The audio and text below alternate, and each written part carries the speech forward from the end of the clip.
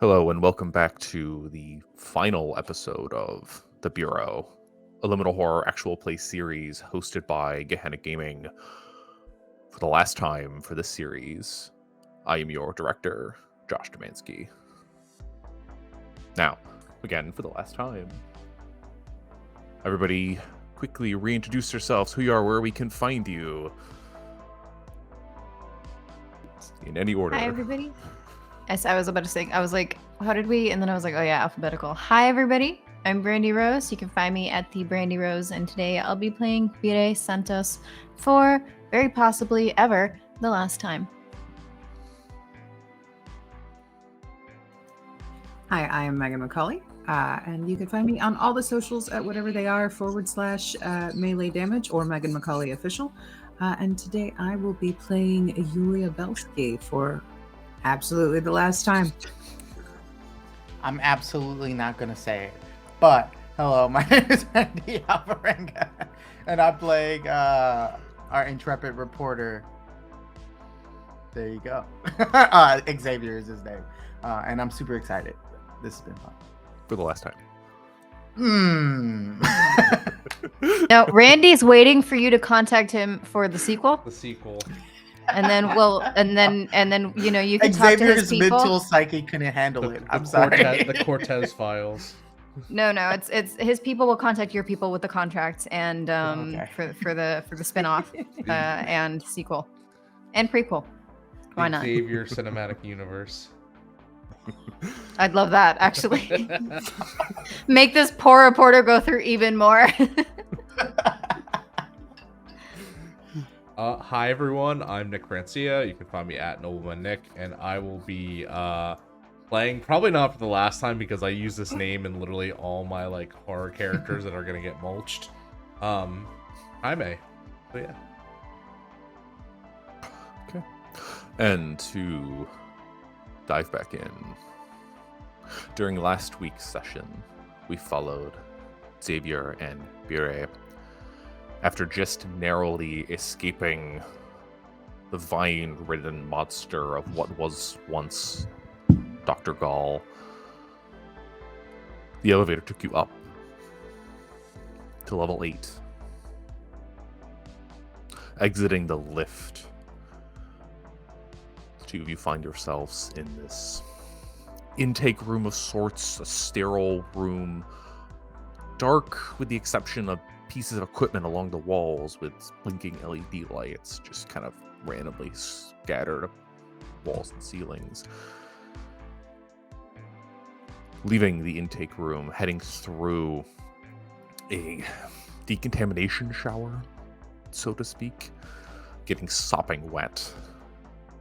On the other side, you were deposited into a very strange hallway. Now, strange in the sense that it is in this building, and strange in the sense that it is very much different from the spaces you had inhabited previously.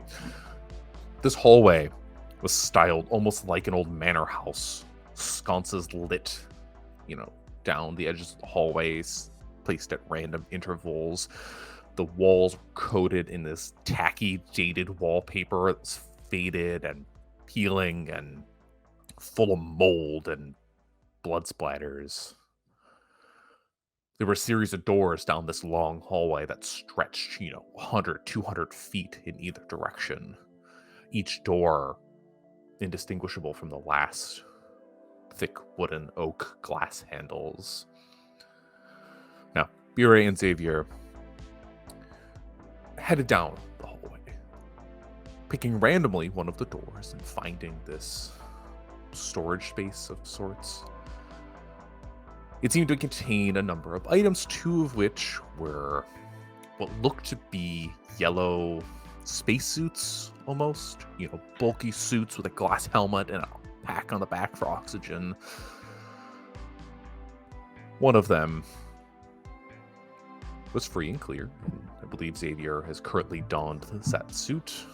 The second had a prior occupant. And reaching into the suit, Bure was able to pull out a very nice porcelain mug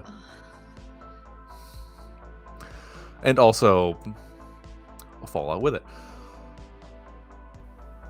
Now, heading out of the storage, they found themselves in this converted office space. What were once cubicles were turned into living quarters.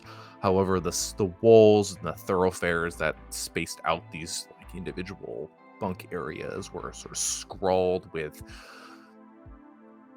arcane symbols, almost, if you want to call it that, in this black and crimson liquid sort of dripping down the walls, with the noise of something being in there. Without diving too deep into this area, Bure and Xavier fled, heading further out of the room and then down the hallway into this security checkpoint. In the center, there was this almost panopticon-like column that rose in the middle of the room. Glass viewing area perched at its top, maybe 20 feet off the ground, circular, looking down upon the rest of the room. Now, unlike the rest of this floor, the security checkpoint was linoleum floored and foam drop ceiling type of deal. There were entrances at both the north and south that were almost prison-like in nature, barred gates that could slide back and forth to, block and grant access to the space. Now, they headed off to the north exit, leading into this open hall of a space, 100 or so feet long, 30 feet wide, doors on every side, about a dozen each, stretching down both the left and right hand sides. They took a peek, found seemingly mundane objects contained within a variety of stylized rooms. Some looked like prisons, some looked like warehouse spaces, and one of them looked like a winter landscape, or almost the inside of an igloo, I believe I called it last time. But perched in the center of this room was a snow globe. Now, the two of them took particular interest in this snow globe and broke their way into the room to pick it up. Now, the snow globe was basic, a small house, and upon shaking it, glitter that kind of swirls about, again, looking like snow. But inside was the moving form of a small person. They looked like a security guard dressed in that type of uniform, banging on the sides, almost calling to be let out. No. Bure did strike the snow globe, shattering it into pieces, only for that individual to seemingly be gone. Now, they did leave that room behind and headed down further in that hall to the door at the very end that was left ajar. And inside, a familiar-looking man, almost like the security guard in the snow globe, but different, changed, corrupted like those creatures you have fought previously. He was armed with a shotgun, and battle ensued. Xavier putting a big old bullet right through the chest of this entity before fleeing down through the hall, back into that security checkpoint, and up into the central panopticon, where they found codes to access the archives. And entering those into the computer there, we ended the session with sirens going off, lights flashing, and the door to the archive pulling back, granting access. Now, before we return to Xavier and Bure,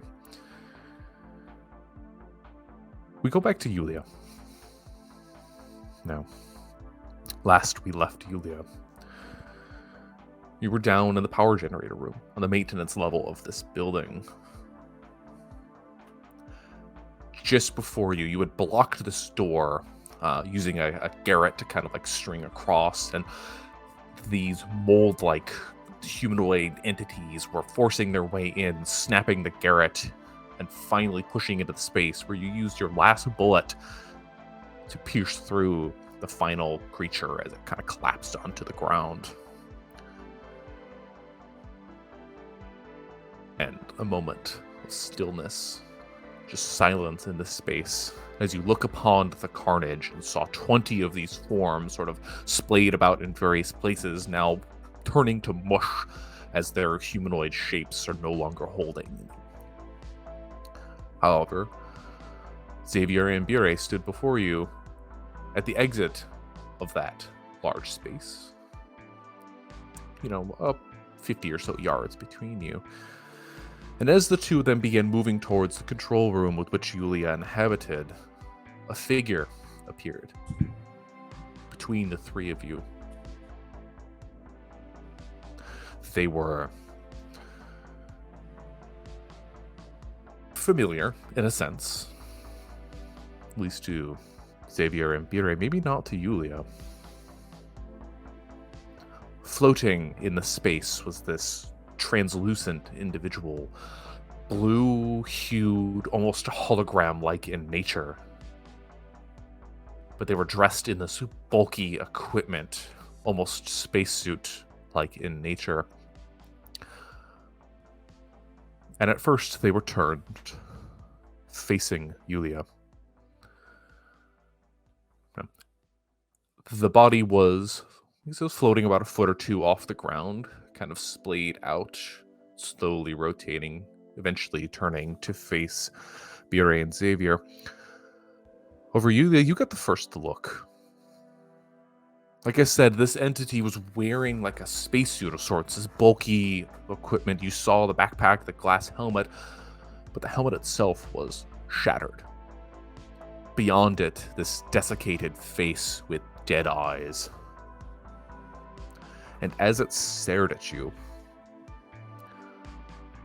eyes seemingly darting about, looking for something, and then finally laying to rest on Yulia, its face began to split and peel, forming this almost cross-like shape that ripped apart, revealing this glaring red beyond.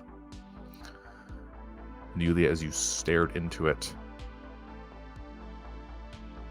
felt this feeling in the pit of your stomach, this swooping feeling. As if you're riding a roller coaster, or, like I said, just waking up after a nightmare. And just for a second, you felt the fatigue set in and you closed your eyes, and the world went red.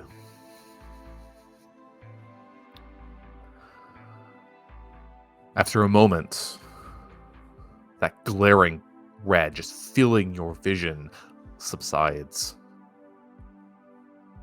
And you find yourself not in the generator room, not in the monolith at all, but in a place that is very familiar to you. Can you describe for me what this place is? In just a few moments about what is going on there.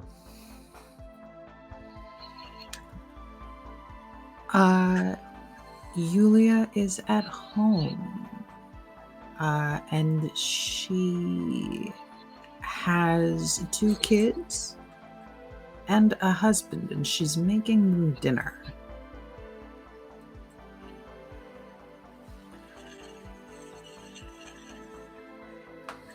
Okay. Now, you awaken. It's like this snap. 1 second you were standing there,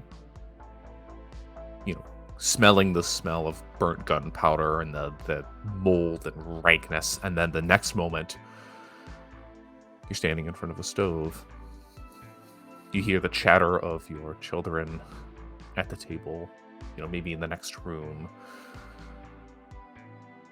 Your husband watching TV in the living room. The dull kind of wah coming kind of through the room. Maybe the news is on. Oh, man, I was going to say this, but it sounds really creepy. I was going to say, what are you wearing? But that's... Let's make that not creepy, please. She has on like pretty normal, like soccer mom type clothing, and because she's cooking, also like a fairly little 1950s housewife apron that says "Kiss the cook." Okay. And you hear a voice drift through, that of your husband, kind of ringing from the other room. Hey, how long's dinner gonna take? Do you need a hand in there? Should be done soon, sweetheart. Don't worry. Lovely, thank you. And the sounds of the TV kind of like buzz back on, and you hear that clamor. So what are you making? What's for dinner? She is making some awful concoction of like something that you probably found on the back of a Kraft macaroni and cheese box. Like she's cut the hot dogs up and put it in there, and is like somehow taking some kind of like frozen peas and just stuck them in a pot, and she's trying. Okay. So you return to the scene. You're there, trying your best to make it work.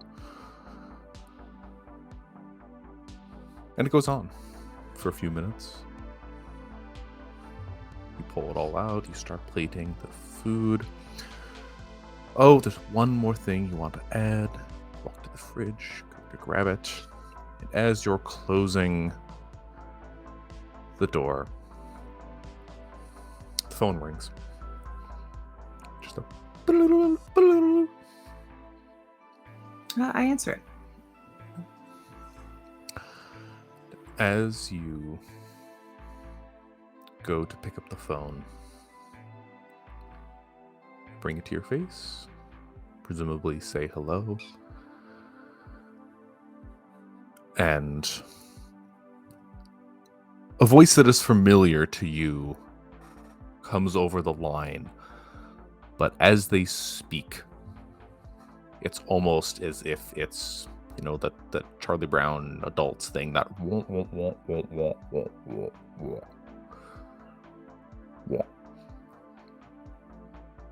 And everything changes.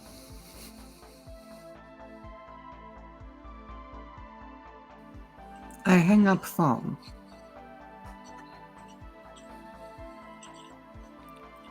I put back on the receiver. I look around, what do I see? You see a kitchen. You smell the food. You hear the people in the house.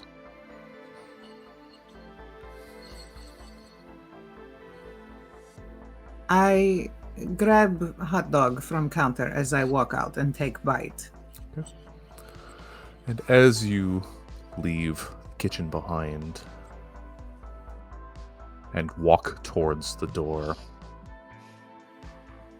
you hear the voice of a man you don't recognize call out, "Hey, Huddy, where are you going?" Who are you?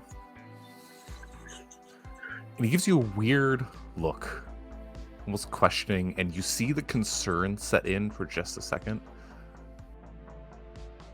Then you turn back to the door, grab the handle, and as you pull it open, your vision is once more filled with that glaring red light. And you're back. You're back in the monolith. You're back in the generator room, but something is different here. There's no control room, though you are standing in a space where it once was. The pylon that sat at the center of this room is not present, but in its place there is this ring-like structure that's currently under construction. You see the pieces, you see everything kind of in place as if it had just been put down for a day's worth of work. The room is well lit, but there's no one here. It's just you. And as you take in the space for a moment, the door opens and a gentleman walks in. He's wearing very nice slacks and like a lab coat. He's got on like a very expensive pair of shoes. His haircut is a little out of style, and he's kind of wearing, a little chunkier wireframe glasses. He walks up to you, very, very stiffly walking up to you.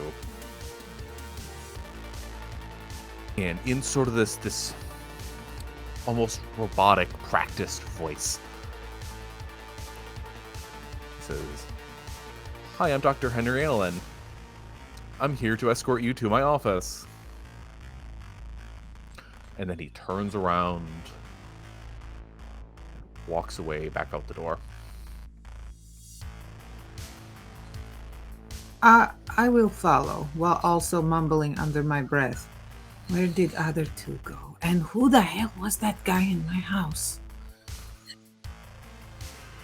Now, he takes you out into the hallway. Now, again, this was a familiar space. You had just passed through here, but now it's well lit, and the walls are still full of like HVAC and pipe work that are kind of connecting out of there, but it's much less drastic than it was when you remember it. And he soon walks you in through a transfer area. This was the place that had those plastic doors that you could kind of push in. One of them leading to that storeroom before the janitor's office, and so on. But everything's well lit. Everything is painted. Everything's bright and vibrant. But it's still silent, except the footsteps of Dr. Allen just clap, clap, clap a few paces ahead of you.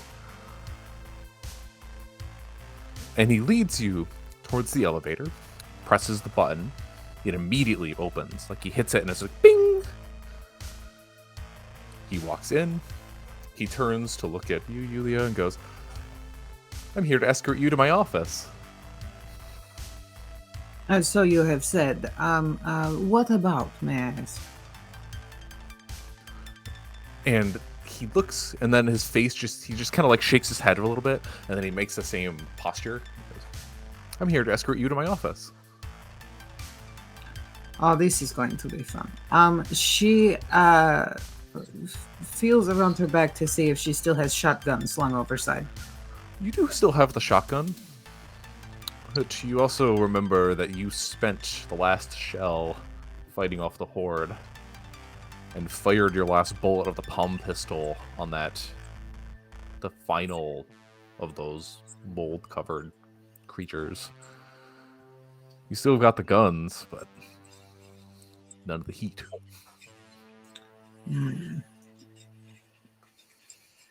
She looks at him and goes, "Where is your office? And have you perhaps seen two of my compatriots around here?" And he looks at you and he does that little like shake of his head again. And my office is upstairs. Oh, well, I'm glad we have that solved. She looks over at the elevator button to see what floor he has pushed. Have you got in the elevator yet? Not yet. She peeks head in. Okay, peeks his head in. He's pressed level 7. 7 is lucky number. Sounds good to me. She will get an elevator. Okay. As you get in, it's like once you step over the threshold, the door is just kind of like a little quicker than an elevator probably should. Just chink, kind of like shut together, and you hear the bing, and you feel the shift. And as the elevator swoops, you feel that, feeling in your gut as it kind of like shifts in the space and the momentum changes. It hits you a little bit harder than a standard elevator. Like, what would you expect? Like, it's moving almost quicker than you think.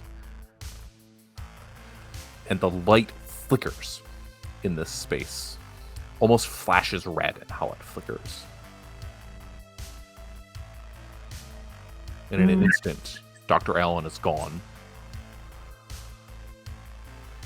The elevator grows dark. The light sort of dims. Not quite out.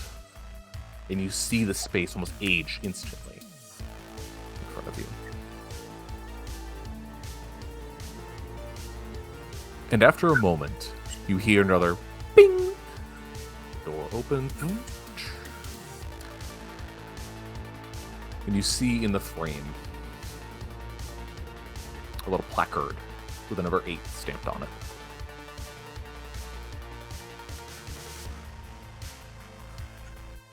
Did it take me to 8th floor? Yep. That's what it would appear. 8 is less lucky number, but what do I have to lose at this point? Ugh. And she kind of like just looks around at all of like aging and grime that has happened in an instant and just shrugs because she is still very confused at this point, but just going with it. So she will exit elevator. Okay. And for the sake of brevity, you find yourself in this sterile intake room. It's dark. There's pieces of equipment kind of scattered throughout the walls and on the ceiling. In between you and the next space is a large door leading into a decontamination shower. As you step through, the door closes, a siren goes off, and you're sprayed with cold and chemical-smelling water for a few seconds. Before it stops, the door on the far side opens.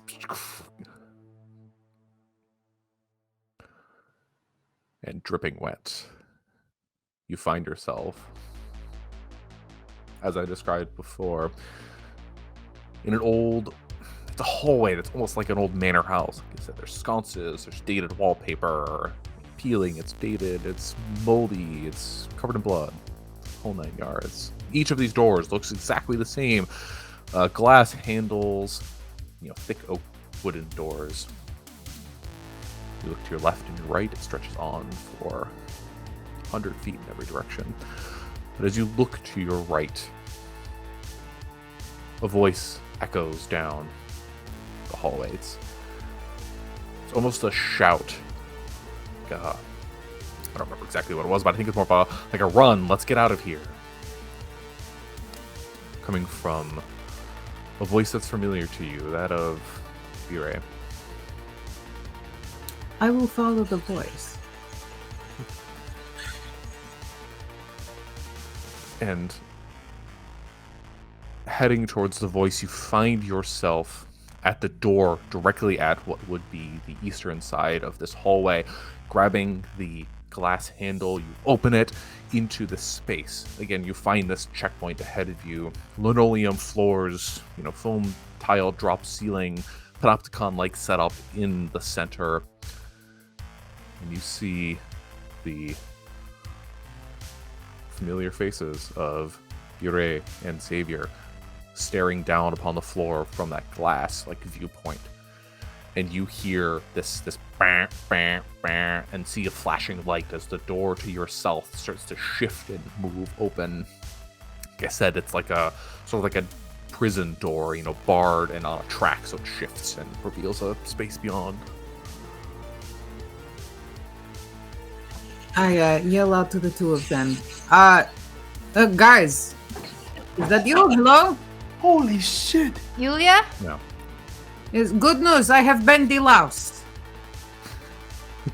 And as you look down upon the sight of Yulia, who you had last seen in a bathroom,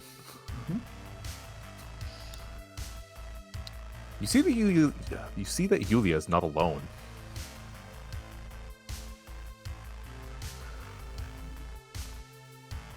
We go to Jaime. Now, I don't think we need much in the way of narrative introduction. Jaime, you have found the way. You've made your way back into this building. You're rushing down a dilapidated hallway, and you slam open this door, hoping to find your salvation beyond. And you stumble upon Yulia standing there. A woman you've never met. And look up to see faces you haven't seen in some time. In 30 years. Oh. Can you describe your character for us again? I believe the audio got a little cut off, so give us the baseline and then go into the changes, please. Jaime, when he was first introduced, was a little bit of a bigger, stockier guy. He was wearing a Hawaiian shirt. He was a ghost hunter. He was, one of those typical like guys that you would see that be like, yeah, like I'm a film critic. I shoot my own shit. But that jovialness is gone. Instead is a still stocky, grizzled man, headband, braided salt and pepper hair, beard's a little longer, sunglasses, may or may not be wearing an eye patch, and military-like style like clothing. And is now sporting bit of the old combat shotgun, is now sporting a like janky looking assault rifle.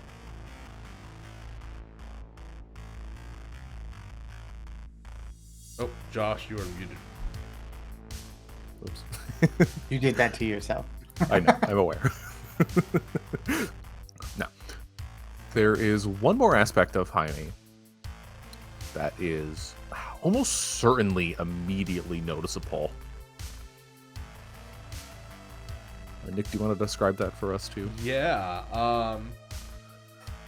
So, Jaime's left arm, does not really exist anymore. In reality, it is like a black geometric shape. Like if someone were to make a rough, like straight line cut out of a hand, that's what it would be. And it is constantly twitching and almost changing. Okay. Now, here, Xavier, you've just unlocked the way to the archive, and the door opens. You hear the sound, you turn to see two faces that you are familiar with, though one different than you remember. What do you guys do? Oh my god, I think it's really them. Wait, what makes you say that? How do we know this isn't just, just... Well, first of all, this Yulia's speaking to us, so that's already true. That's a fact. that. But what about Mr. No Arm? Or Jaime? anti-gravity arm? I don't know what that is, but I mean, you have mold for fingers, and I have maggots in my skin, and apparently something on my head. So, okay. this place can change you. That's okay. Well, But like, they're not look how shooting old at he us. is. That Let's hasn't not happened think about before, it. right? No, I don't think anything that's happened to us in here has happened to anybody before. Let's just Okay. go down. Let's go check on Yulia. Yes, agreed. So yeah, we're gonna rush down. And I on the go, viewing thing. Yulia, how'd you get out of the bathroom? There was some man who said, doctor something, I think said he was taking me to the office. I could not find that. Oh my god. But I got on elevator, brought me up, was sprayed with We look at each other. Yeah. as I walked fragrance of chemical water at you. Oh yeah. Okay, so yes, then I guess I followed you. And then I heard your voice. So bad news though. I'm all out of bullets. Oh. Oh. I hand over 3 special bullets. I've shot this once already. I don't want to do it again. I'm not very good at it, and you're a better shot. Yeah. So why don't you take these? Do you hand just the bullets or the revolver as well? Hey, are they revolver bullets? I don't know. Depends. I Have you tried don't them with a know. different gun? No. No. only have the one I've gun. never held a gun and know nothing about them. Bullets aren't just bullets. Cool. I hand over both because Okay. now Yeah. I'm confused. But in case you need to shoot something, this should work. This Mhm. ripped a hole in a guy's chest. Real bad. I was Real bad. close by. It was disgusting. This is him. And I point to the crap all over myself and face because this was after our shower. So That was a very Yeah. good shot. Yes, he has left his essence on you as a blessing. But thank you. I will take this, and and I will tuck it into my belt strap, and I will take the empty palm pistol and go. Do either of you want to carry it to beat someone with it, or should I just leave it here? Oh, I'm set with things to beat, and I'm open I'll the hit satchel someone to with it. show the hammer, screwdriver, bolt cutters, all of them in various states of bloody and used. I am impressed. And yes, I will hand the palm pistol over to Xavier. Ready to smack. It is worth noting the revolver that Xavier's handed over. It's a snub-nosed revolver. At a base level, it does d6 damage. However, you have 3 bullets that are left in it that are d8 bullets. And as you kind of like pop it open to look at it, you can almost feel the bullets vibrating in the barrel. Little round thing. This is very interesting gun. Is it? Are they humming? Is it vibrating? What is happening? There are weird yes. things here that just have this weird jumpy energy. Don't know how to explain it beyond that. That's one of them. Yeah. It is also worth noting that Xavier is wearing a bulky yellow spacesuit, Yeah. complete with helmet. Yep. Oh yeah, that's right. That is a good look on you. Thanks. It's kind of bulky, but it helps. I look over at future Jaime and I go, "You remember us?" Good to see you again. Okay. It is him. Yeah. Yeah. How Alright. long has it been, bud? Give or take 30 years. And, well, 15 years since I last saw you two alive. I don't like that you added that detail. So let's leave that where it is. Yeah. We need to hurry. We need to get out of here. We This do. place is Right. Okay. We gotta close the Um, rift. We gotta close the what? This place, and he takes out a cigar, begins smoking it, because of course, Where did old you man get Jaime that from? smoking it with the geometric weird black hand, and it's just like, this place is a ticking time bomb. It's already happened in my future. Whatever is causing all this breaks free, wipes out most of humanity. That's all I got this little guy. Got it. Okay. All right. Thank you, stop. Terminator. Let's Yeah. head down the archive. That's where we were going. Let's just Yep. walk very quickly. Let's walk and talk. Walk and Yeah. talk. Yep. Bomb destroying all of society. That's Just great. ignore that for now and focus on just getting the director to override the shutdown so that we can get out of here. Or now we can't just get out. Oh, yes, we can. No, if we get out and we don't stop this, whatever, we still die. Pretty much. Okay, let's just get to the director's office and go from there. Please.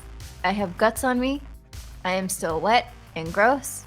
I smell like chemicals and crap. And if I see that janitor again, I think I'm going to actually lose my mind. So we need to hurry. I've seen what that looks like. As we walk, I pull B-Day aside and I go, "Do you think you should talk to Yulia about the book?" I mean, maybe not right now, but Maybe. I'd want to know if I were in a book. You're right. Yeah, bye. Yeah, okay. I'll think about it. Before you head to the south, the southern end of this security checkpoint. It's now the open way. Like I said, it was a barred door that slid open, revealing the hallway beyond. The hallway returning to that, the style of the old manor house. Carpeting, sconces, wallpaper, a whole 9 yards.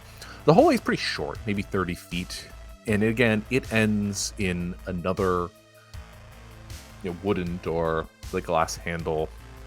This one embossed, kind of bulky letters, archives.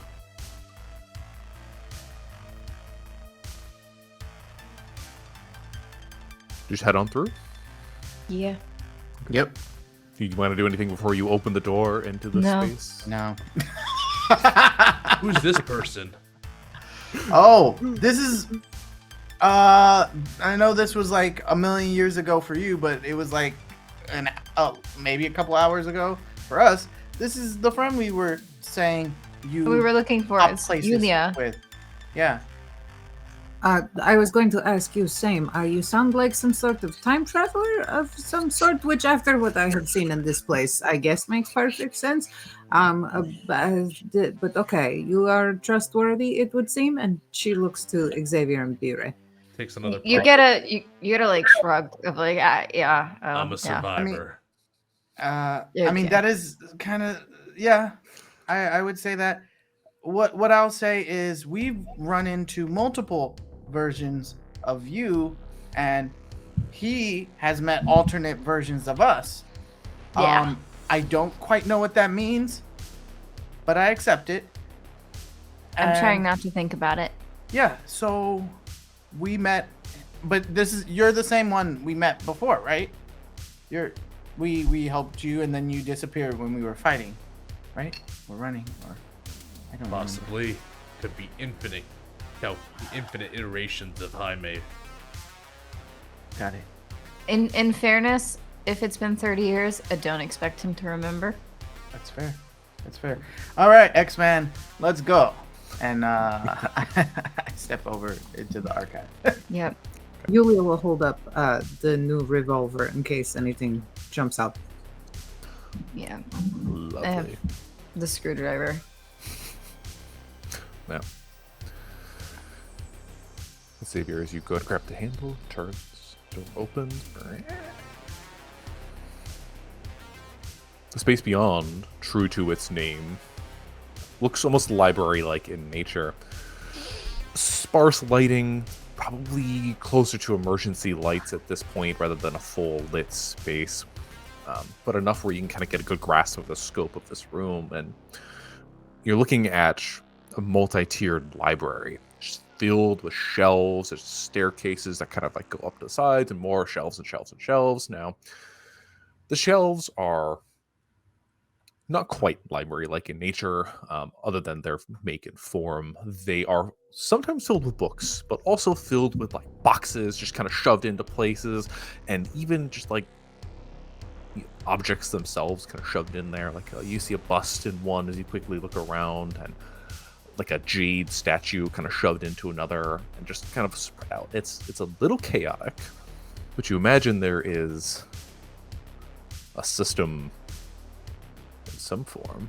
Now, as you enter this space, like I said, it's just wide open. There's a little like entry lobby type space before it kind of breaks off into, you see tables on one side, lounge chairs, and another, all space between these shelving units that go all over the place. Now, directly before you, there is a receptionist desk of some sort. It's unoccupied, except it itself is spattered with this liquid. It's both crimson and black in different streaks. And before it, you see the bodies of 4, presumably bureau agents, just kind of like collapsed onto the ground. And you hear a faint noise coming from, it's on the first level towards like the back area. You see a bit of light kind of like peek out from behind the set of shelves. You hear like a shuffling of papers, and a soft voice kind of go, "Damn it." What do you do? I want to try to sneak over there and just see what's over there. I'm giving Randy cover behind him with the screwdriver. Okay. Same Scooby-Doo walk. Do it from the line. I give him Overwatch with my assault rifle. Oh my gosh, he's a murdering machine. He's ready. Now, Jaime, do you perch up at a location, or are you just like following behind?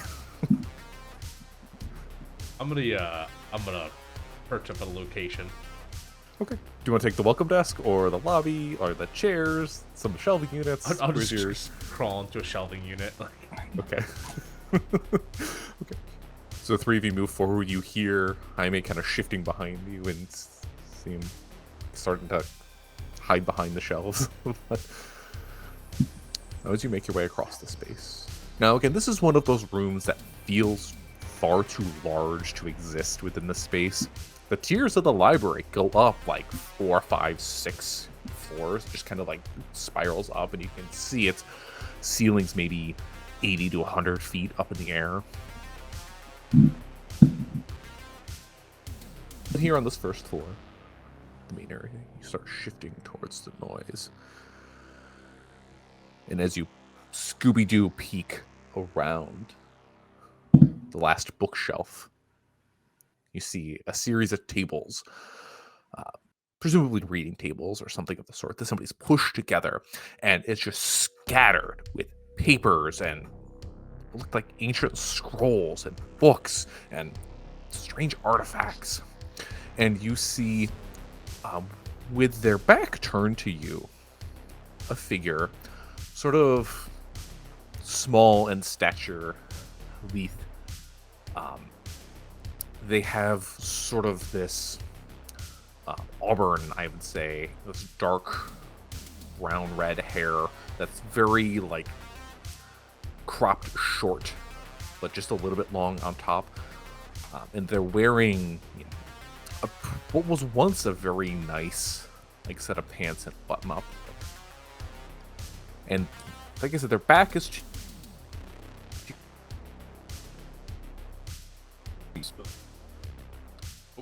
We lost you. Am I back? Oh, got you back. Yep, the bureau's getting us. It's Takes a unfortunate. little bit from you every time. Yeah. Oh no! What if Josh came back with the fallout? No. As a quick aside, I was gonna mess around and start dripping black shit all over my face today, but I felt like that was gonna be a little weird, so we'll see. Now, like I said, you're looking at this person, and their hands are pushed up onto the table, and their head is sort of down, and they're like leaning against the table and like shaking their head as you kind of creep around the corner. Do they have any visible weapons on them? Doesn't look like it. I sort of look back over my shoulder and I'm like, he doesn't have any weapons. And I mean, he's talking normal. It could be another employee who knows what's going on, right? we've seen some employees who basically are weapons. But we've also seen some that just are like normal people. Like, remember Pam? I mean, normal within reason. Yes.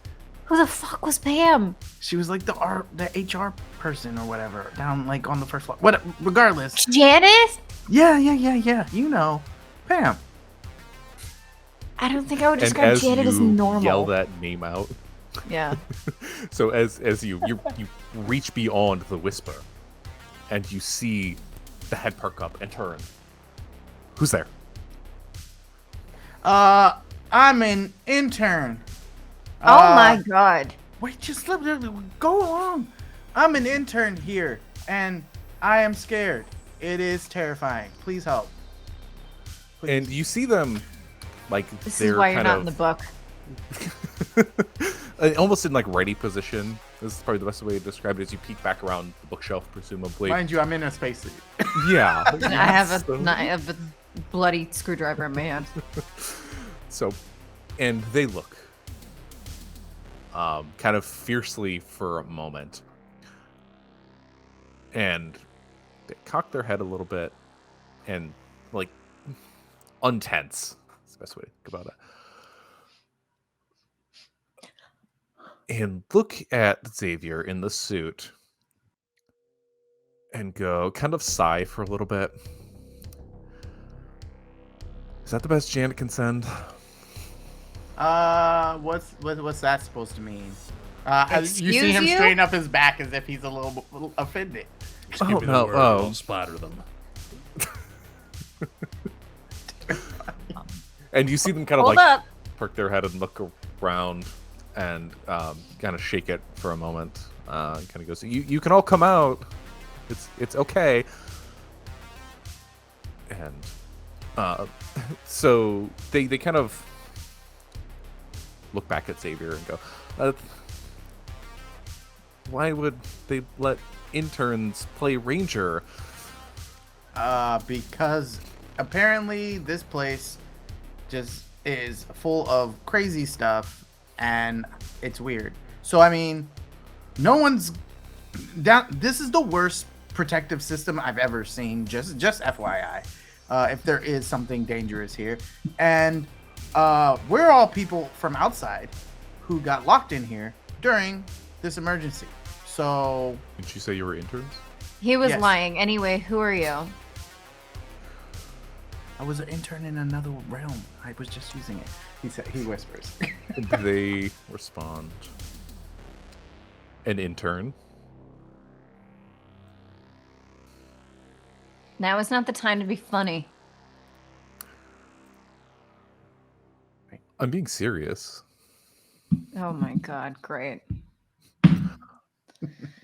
I am head archivist intern. You can call me Baru. Well, nice to meet you. And as you hear them say the name, you hear a splat, like a plop of liquid. And you see a trail of red drip from Baru's fingers and kind of like hit onto the ground. And they look down and go, "Oh shit," and kind of like wipe it on their pants. What's going on? Yulia pops out and points a gun when Xavier asks what's going on, just as backup, so this person knows that if they lie, she will shoot them. And so Baru raises their hands and goes, "Whoa, whoa, whoa. Just a cut." And you can kind of see the blood that's like smeared down their hands. And they're wearing like a long sleeve button up that's kind of clasped there. And you can start to see like sort of the crimson staining on the white shirt. And as you get a better look, you do notice their skin looks awful pale. Their eyes pretty bloodshot, but they've presumably been in here a couple of days. Let me see, Kat. I just would like to make sure that I don't have to kill you for any reason. I hand you from the med kit a Hello Kitty band-aid for your job. And Baru looks at Yulia and goes, "I do not consent to that." You don't have to.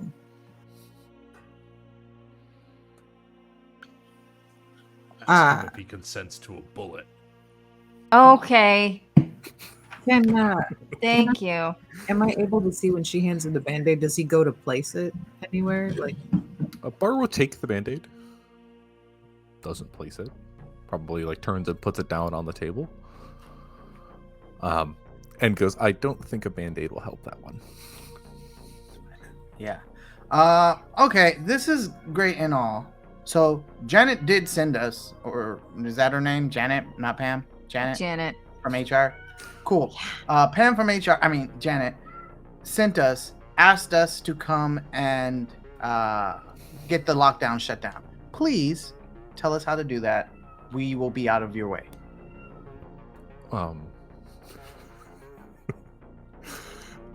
You're trying. And Baru kind of like perks their head at you, shakes it for a second, goes to cut the lockdown. You got to get the director override. So help me God, I know. Where's the director? And Baru kind of like steps back, and he again you stumbles down. hear another like plop plop as more blood drips off their hand and kind of hits onto the ground. I don't know. I thought Janet would know. Well, in the director's office on the what floor was it? The 10th floor? I mean, that's what I remember. All I know is we gotta keep going up and find the director, and yeah. And Yeah. Burrow kind of like cocks an eyebrow and goes, "The director's office isn't on 10. Okay, then where is it? The director's office is in administration." Right. But the director is not there, which is why we've been No, sent the director through- has to be in the director's office, no, because of the lockdown. Had to be in there to initiate the lockdown. And Burrow just kind of like looks back and forth between you, kind of confused. So yes, I don't know where this doctor is. I will say we were told to come upstairs looking for this director. I don't care if his office is on the 1st or 12th floor, whatever, we were told to go to the 10th and get up there somehow. Well, And I with- think 10. I might, this is Brandy. I might have misremembered what the fucking instructions were. It's 10 been a is few correct. weeks. It has been a while. Yulia, 10 do is we correct. ice this fool? No, would you chill out, please? Yeah, like old Jaime was a lot chiller.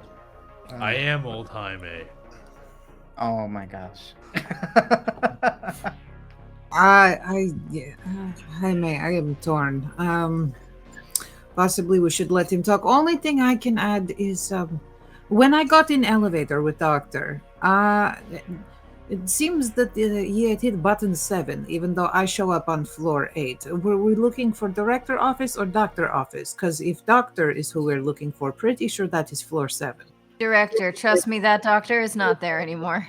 Yeah, we hopped on the elevator with him, and then he was kind of a ghost. So, Same thing happened. Okay, all right. We're all Yeah. on the same page. Leaning Fortunately. now more towards ice school though, because he's getting very weird. Going to have to agree with Jaime. We may have to kill him. okay, Mr. Intern Archivist person, either you tell us what we need to get to the next floor, Or we or unleash them. apparently my friends here aren't the calmest in stressful situations. So, just I might not be able to help. And he says that as he starts cracking his knuckles. And Right. and you see, it's Baru's face is panicked, but you almost see like a bit of a shadow kind of come over it. As it darkens slightly. They're still kind of backed up against the table, hands on it, and goes, points out towards like the doorway.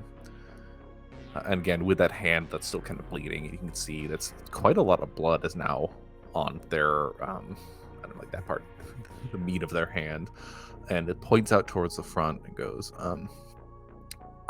the head archivist is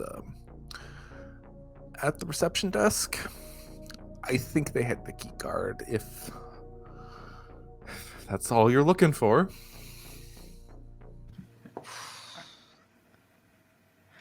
All right. That would be surely something. All right. I guess we're heading to reception. Isn't reception? This is a different. I think the reception in this area is that my understanding? Yeah, the desk that you guys passed on the way in.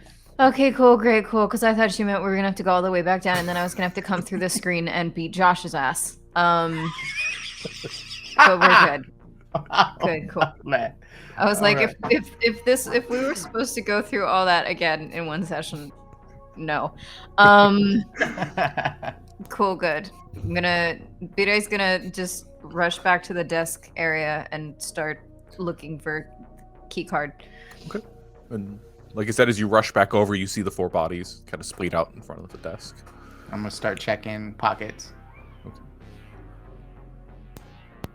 So it's a combination effort between Savior and Biray, presumably. Yeah. I have gun still pinned on this person so that they know one wrong move. Okay. And so they kind of put their hands down again and like flick it out for a second and like kind of scatter the blood and like wipe again on their pants that are just sort of getting increasingly more soiled, but bring their hands back up and kind of just stare into your face, Yulia.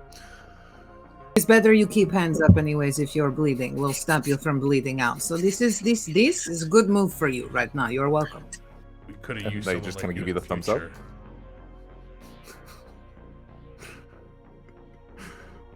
No. Xavier, Pire, you Yeah. start fondling around, picking over these dead bodies. Pire, you do find a key card. It has level 10 security clearance written on it in one of the dead individuals. Xavier, you find something else. Need you to roll D100 for me. Oh, okay. D100. Robots in disguise. Sorry. We need one more 10. There we go. That is a 65. 65. Oh. As you roll one of the bodies over, it appears they were gripping onto a piggy bank. Small porcelain pig, pink. It's got a little slot on the top. Mm-hmm. All right. Remember my, well, I guess not, because actually I am in a spacesuit. I'm going to look at or call, I guess, Jaime over, because Jaime, hey, soldier bud, Jaime, can you come here? What do you need? This guy has a piggy bank, and it's kind of bulky and hard to carry in my spacesuit. Do you wouldn't happen to know what this thing does? Because everything we found in here that looks like a normal thing is actually a weapon of destruction. And B, we used one of them, a flamingo, to survive an attack before. So I would imagine this little piggy bank is probably special, does something. Grab the piggy bank. Ooh. Shake it. Is there coins inside? You grab the piggy bank and you feel that familiar tingle on your not hand. Not again. And Oh you god. pick it and you shake it, and it's a resounding like clunk, clunk, clunk, like a single noise rather than like a cacophony of coins.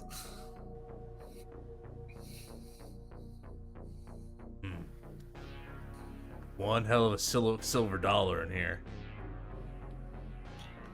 All right. Imagine, Great. If something happens, feel free to use it. imagine if it breaks, something will happen. Yeah, that's how they've all been. It is worth noting, Jaime, that you do not currently have inventory space to take it with you. Ooh. Okay, I actually have a good reason for this then. Jaime will turn to Xavier and go, you don't have a weapon, do you? I have, and then I show the little empty gun that Yulia gave me instead, Here. and I go, "Whoa!" And I pull out my lighter. So this is a different lighter that I've been using than what I've been using, and I put it in your hand. Mm. Aim it away from you. Click to ignite. Don't burn yourself. Oh shit. Okay. A lot of pressure. I'll be careful. You leave it at that? Yep. Kids gotta learn. All right, so Jaime, you pick up the piggy bank. I've added that to your inventory. Xavier, you now have a lighter. It's from the Zephyr brand, and it's very nice. It's one of those old-fashioned like pop open and like chic ones. It's not just like a bic. It's a very nice lighter. Again, as you take it, you feel that tingle. I've described it previously as licking a 9-volt battery.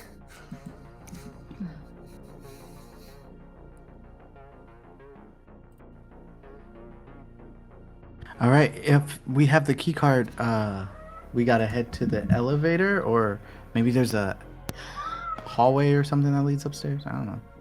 Hey, intern. You hear a voice kind of trail. Yes. So where do we have to go to shut down the director thing if we haven't been going the right way? And you hear the voice go out. Presumably, you got to find the director. Maybe we can shoot him. Find the director. No. Find Let's the rift. Find the director. Find the rift. Got it. Why do you even know there is a rift in this timeline? Oh, there's got to be a rift. How do you think I got here? Look how. Yeah. I don't want to know. Yep. Fine, whatever. Fine. Yeah. How do we find the director? Find the director. No shit. All right. Wait. Yeah. If we get upstairs, we've checked all the other floors below, so the director's got to be up there, right? Yeah. I look at the intern. If we've checked the other floors, the director would be upstairs, right? Presumably. And Barbara still got their hands up, and it goes, like, kind of gives you a shrug. Then, do you know how many floors are in this building? No. No, we don't, because Exactly. your building is weird. Exactly. You and they're kind of a little calmer now. And they go, that's all I can help you with. That's the last floor I got access to, or at least All right. he had access to. Josh, I would like to potentially mess myself up a little. It is the last episode. I would like to do something. Okay, what do you want to do? Oh no. I want to check the book in a sneaky way because I know Xavier would like Yep. be mad, but we need to, and it's closing in on end time. So I wanna kind of like open the book like under like I don't know. There's so many tables here, so much going on. There's so many people. I'm sure I can like kind of turn away and try to like gently go up to like where I know I haven't gone into the future, and then like very gently like inch my way to like just like a half page ahead of where we are right now to see what hero Yulia in this book would have done. As you open your copy of the Bureau and start flipping to the pages, it's getting harder and harder to turn them. And you're straining to sort of even look at the page. The book is almost vibrating in your hands. I need you to reduce your control score by 2. And you can feel the blood start to drip out of your nose. And you see a passage, a quick line of Yulia using the key card to use the elevator. Like you see a line of just like the swipe of the elevator, and everything goes red for a second. As we hop back in time a few 30 moments, seconds. Yeah. it's more than that. You're standing outside of the archive room. Xavier gripping the handle, turning it, pushing inward.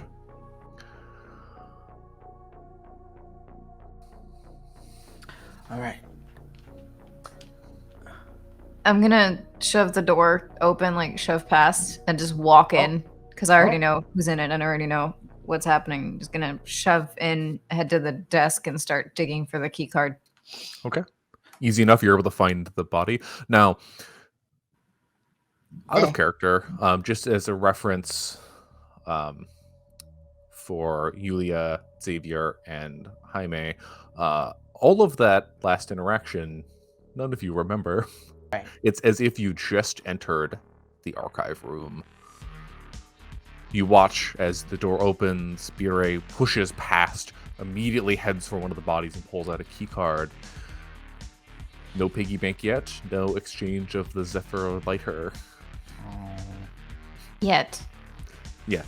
You guys have a moment. Possible. So as you watch Bire push past and grab the key card off of a dead body, what do you do? Hey, bud. You want to explain what's going on? Cause oh, is that blood? Oh, It's fine. you It's did it. fine. No, Shut up. no. It's fine. You have no idea what we just went through. What happened? And as you look and see Ow. your face, there's liquid dripping out of their nose. Okay. Deep, Oh, deep, almost black crimson. all right. We're not allowed to do that anymore. And he looks at B-Day really seriously. He's like, look, all jokes aside, I get it. It helps. You might have just told us where this little car key was. Maybe we looked for it for I don't know how long. Regardless, if you do that again, you're probably gonna get way worse than you are right now, and you look pretty bad. So now we've got nosebleeds and little halos and weird stuff going on. You leave my little halo alone. It seems harmless. I can't even see it. Yeah, I mean, is it? Oh, And it's Xavier, you so look gross. and it's just like Oh. it's not quite large. It's Jesus! inflamed now. Jaime, you see this. This is bigger than all of us. Yeah, Yulia. Oh my you god, do hang not. on. Are you guys okay? You are talking about halos and things. You know where things are all of a sudden. What did you do? What are you mad about? She Oh, went actually- a few moments into the future using a book. A book, Which I by was the supposed to tell you about. You already told me. Yeah. You're consistent in every timeline, Xavier. Congratulations. You can go I into the found a future, book. eh? No, not really. I'm from about, I don't know, a minute or so, a few minutes, 30 seconds. I don't know. I'm from the future briefly, kind of, whatever. It's like you know how you complete a skirt? You just kind of like bump it back slightly. Yes. That I've been doing that. It's because I found a book. Made I a lot found of my skirts book. in my day. You never speak again. I've heard so much out of you in the future. You really have to. You're at like a here, and I need you here. Anyway, Yulia, I found. You know how I told you when we first met that you seemed like the protagonist in one of my books. You know, just the action star of everything who knows what to do all the time. Yeah. That's so gross. So sorry. Whatever. There's viscera all over me. I'm sure I just like wipe it with my sleeve. Who cares? I found a book and I'm gonna pull it out. I'm not gonna open it or anything. I'm just gonna pull it out. It says The Bureau by Viere Santos, like in the cover. And it's like I found this book when we were somewhere here. I don't know. And I don't remember. I haven't written it, or I haven't written it yet. I don't know. But it details everything we've been through. But only you. The only character in this book is you, Yulia. You're the one doing. Even when we were alone, it would write you. It said you were doing the things that me and Xavier were doing. So because the book goes beyond, the book has an end. I can't look at it. It won't open. But I can kind of sometimes push to read a paragraph or so into the future when it is unclear what we should do. Unfortunately, it gives me nosebleeds. So does it not have ending, or you just? I can't open it. I tried to go a little further, but it's like the pages start to weigh 1,000 pounds. Like I can't look that far. Do you even want to see your ending? Honestly, at this point, yes. No, she does not. I wouldn't. Okay. I can't anyway. But Regardless, please don't look at it again. Please, I don't want to. You've been the only thing that's been here the entire time with me. I can't lose you. I'm serious. okay. I told you I'd only do it in an emergency, and that when we didn't know what to do, and trust me, we did not know what to do. It was not clear. We were all fumbling. We needed to Okay. do something. Anyway, this key card. I saw that in the book, Yulia uses it in the elevator. We were trying to get to the director. However, there is some fuckwit close by. Hey, intern! And you hear footsteps as you turn to yell, "Hey, intern!" And you see Baru walking towards you. Their sleeves rolled up Oh to boy. reveal forearms Oh. with symbols carved into it. Oh no. Oh, this was Almost not like that. glowing red as blood drips down. Their eyes now crimson Oh, in no. nature and flashing. That did it. As they step, they The start to consequences. float It's the upwards. consequences of my actions. and you see the bodies, the 4 dead bodies next to you, start to shift and tremor as they shake and prepare to rise. What do you do? Run. I'm very loudly going to be like, this was not like that in the future. He was kind of annoying, but he was fine. And he was not floating. He was just kind of bleeding. I'm sorry. We need to run to the elevator, I think, or now. something. Yeah, we run. I also, as we're running, I'm going, you're going to talk about these infected as soon as we get there. And then, because you apparently know. The archives have books, right? And like, no! I take the Zephyr lighter out and I go, this forbidden knowledge must not leave this place. And I ignite it on our way out. Okay. Just for reference, I need you to roll a d6 damage die. It'd be and tell me extremely if it's a funny if 1. you throw the lighter and it like just clips shut. I rolled a 1. You did roll a 1? Yeah.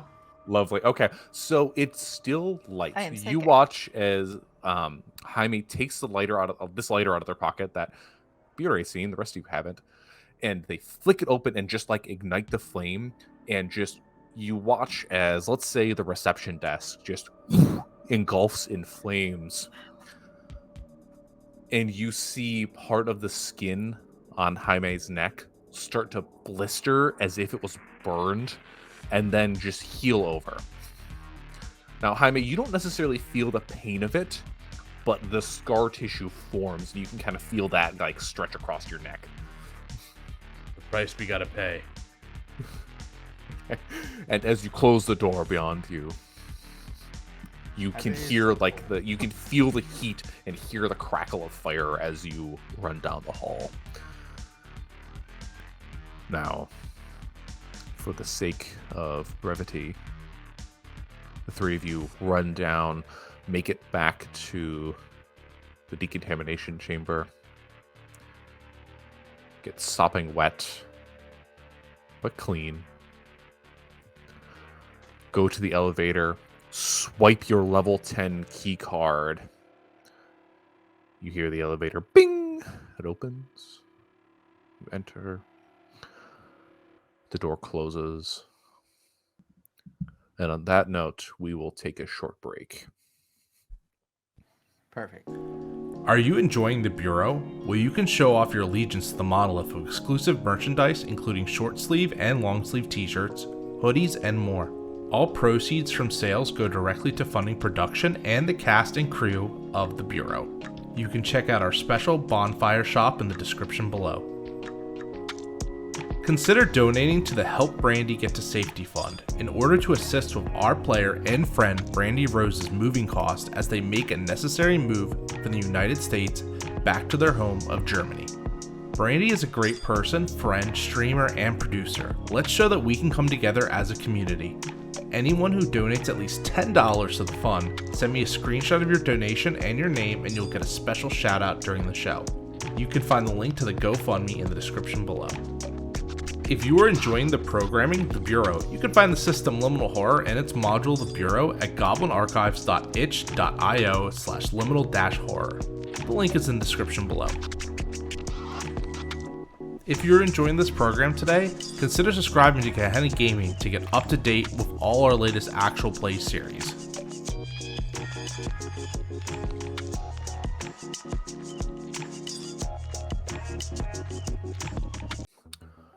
And welcome back.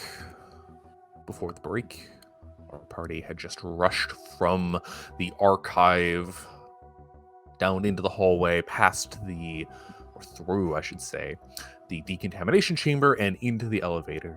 They quickly swiped the card, and you feel, the whoosh of the elevators begins to shift further upward. Now, it is worth noting, this elevator ride is taking a little bit longer than one would expect. You were on floor 8, and you're only going to floor 10, and it's been some time.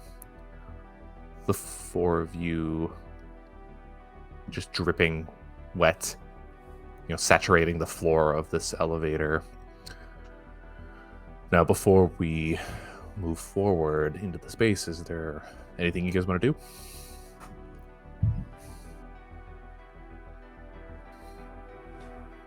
You got a gun, Xavier?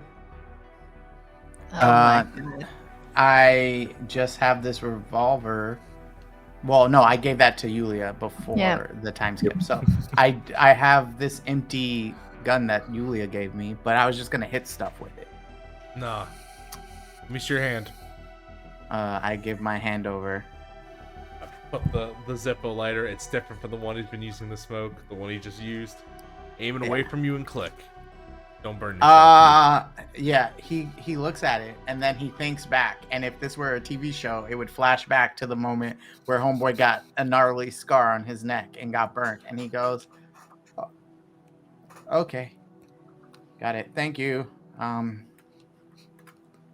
I am not planning on using it. It's the subject, but I have it just in case. Yeah. You know, concerned look from BRA also, the whole exchange just... Okay. And you guys are probably like uncomfortably crowded in this elevator. It's not constricting, but it's not the biggest one you've ever been in.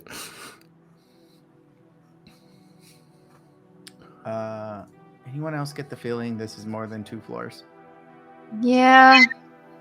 Possibly. Would you like me to take front in case anything surprises us? That'd be Yeah. smart. Maybe you and Sarah Connor over here can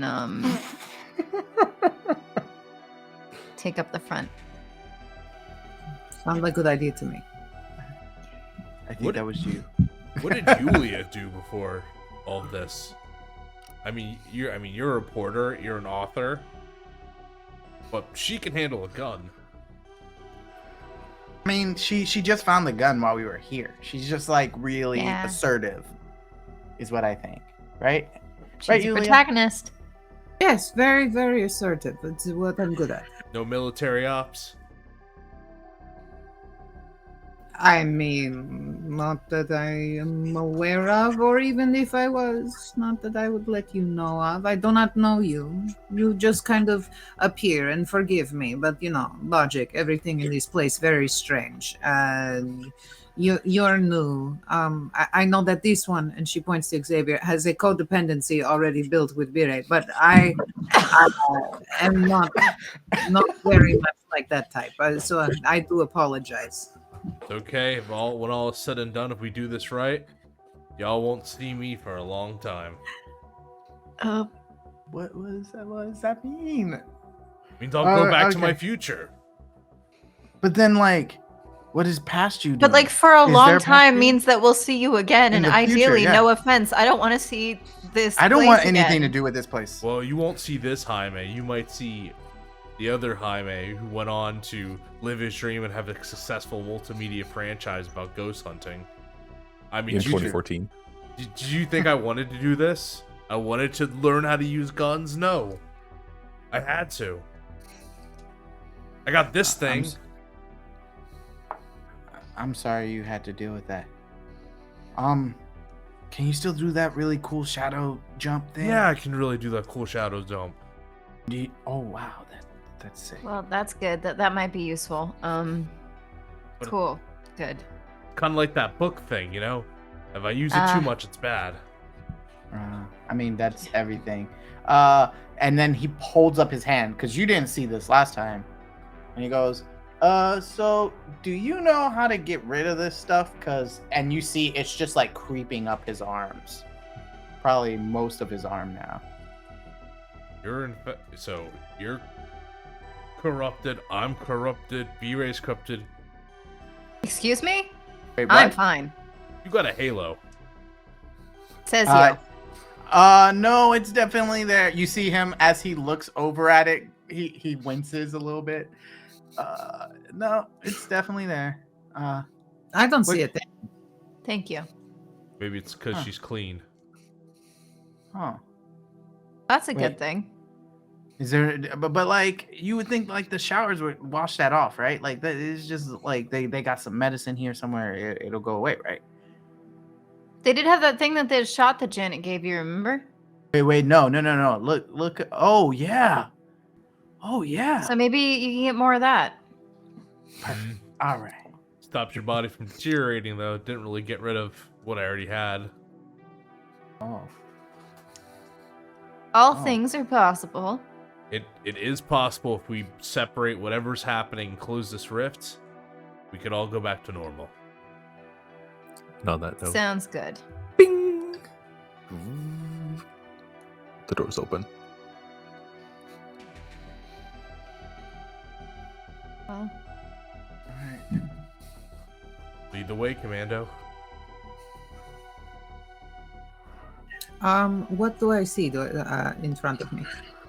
Now, the space you see before you is... It's almost like a IT department. It's probably the best way to describe it. You see a series of desks sort of spread out. There's a nice thoroughfare that kind of like runs through to a door all the way in the far end of this room. But you see desks with, computer monitors. You see presumably what look like server towers that are kind of blinking in there, sort of fill this space.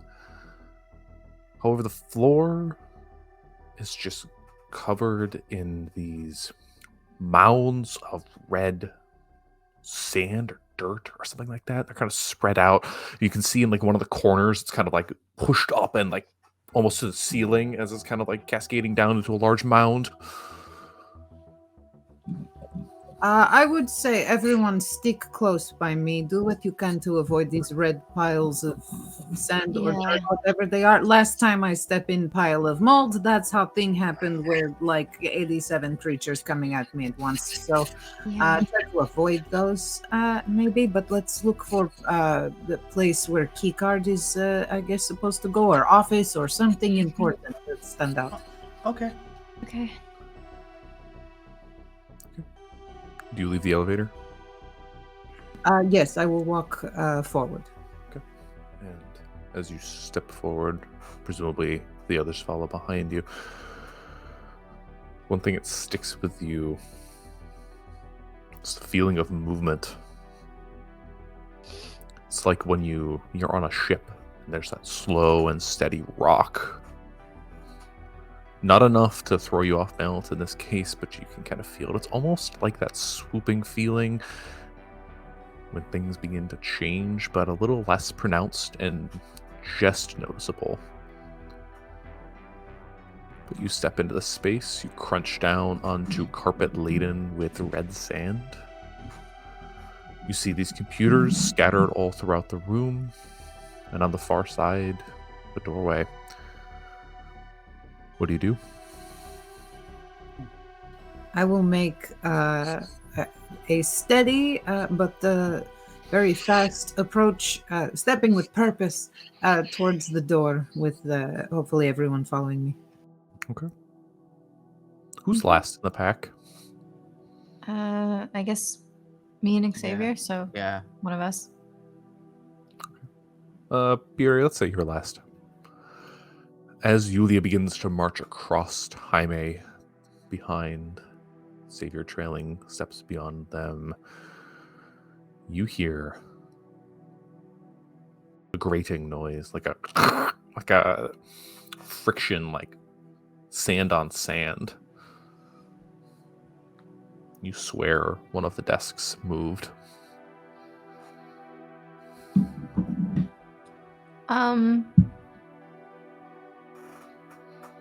Xavier.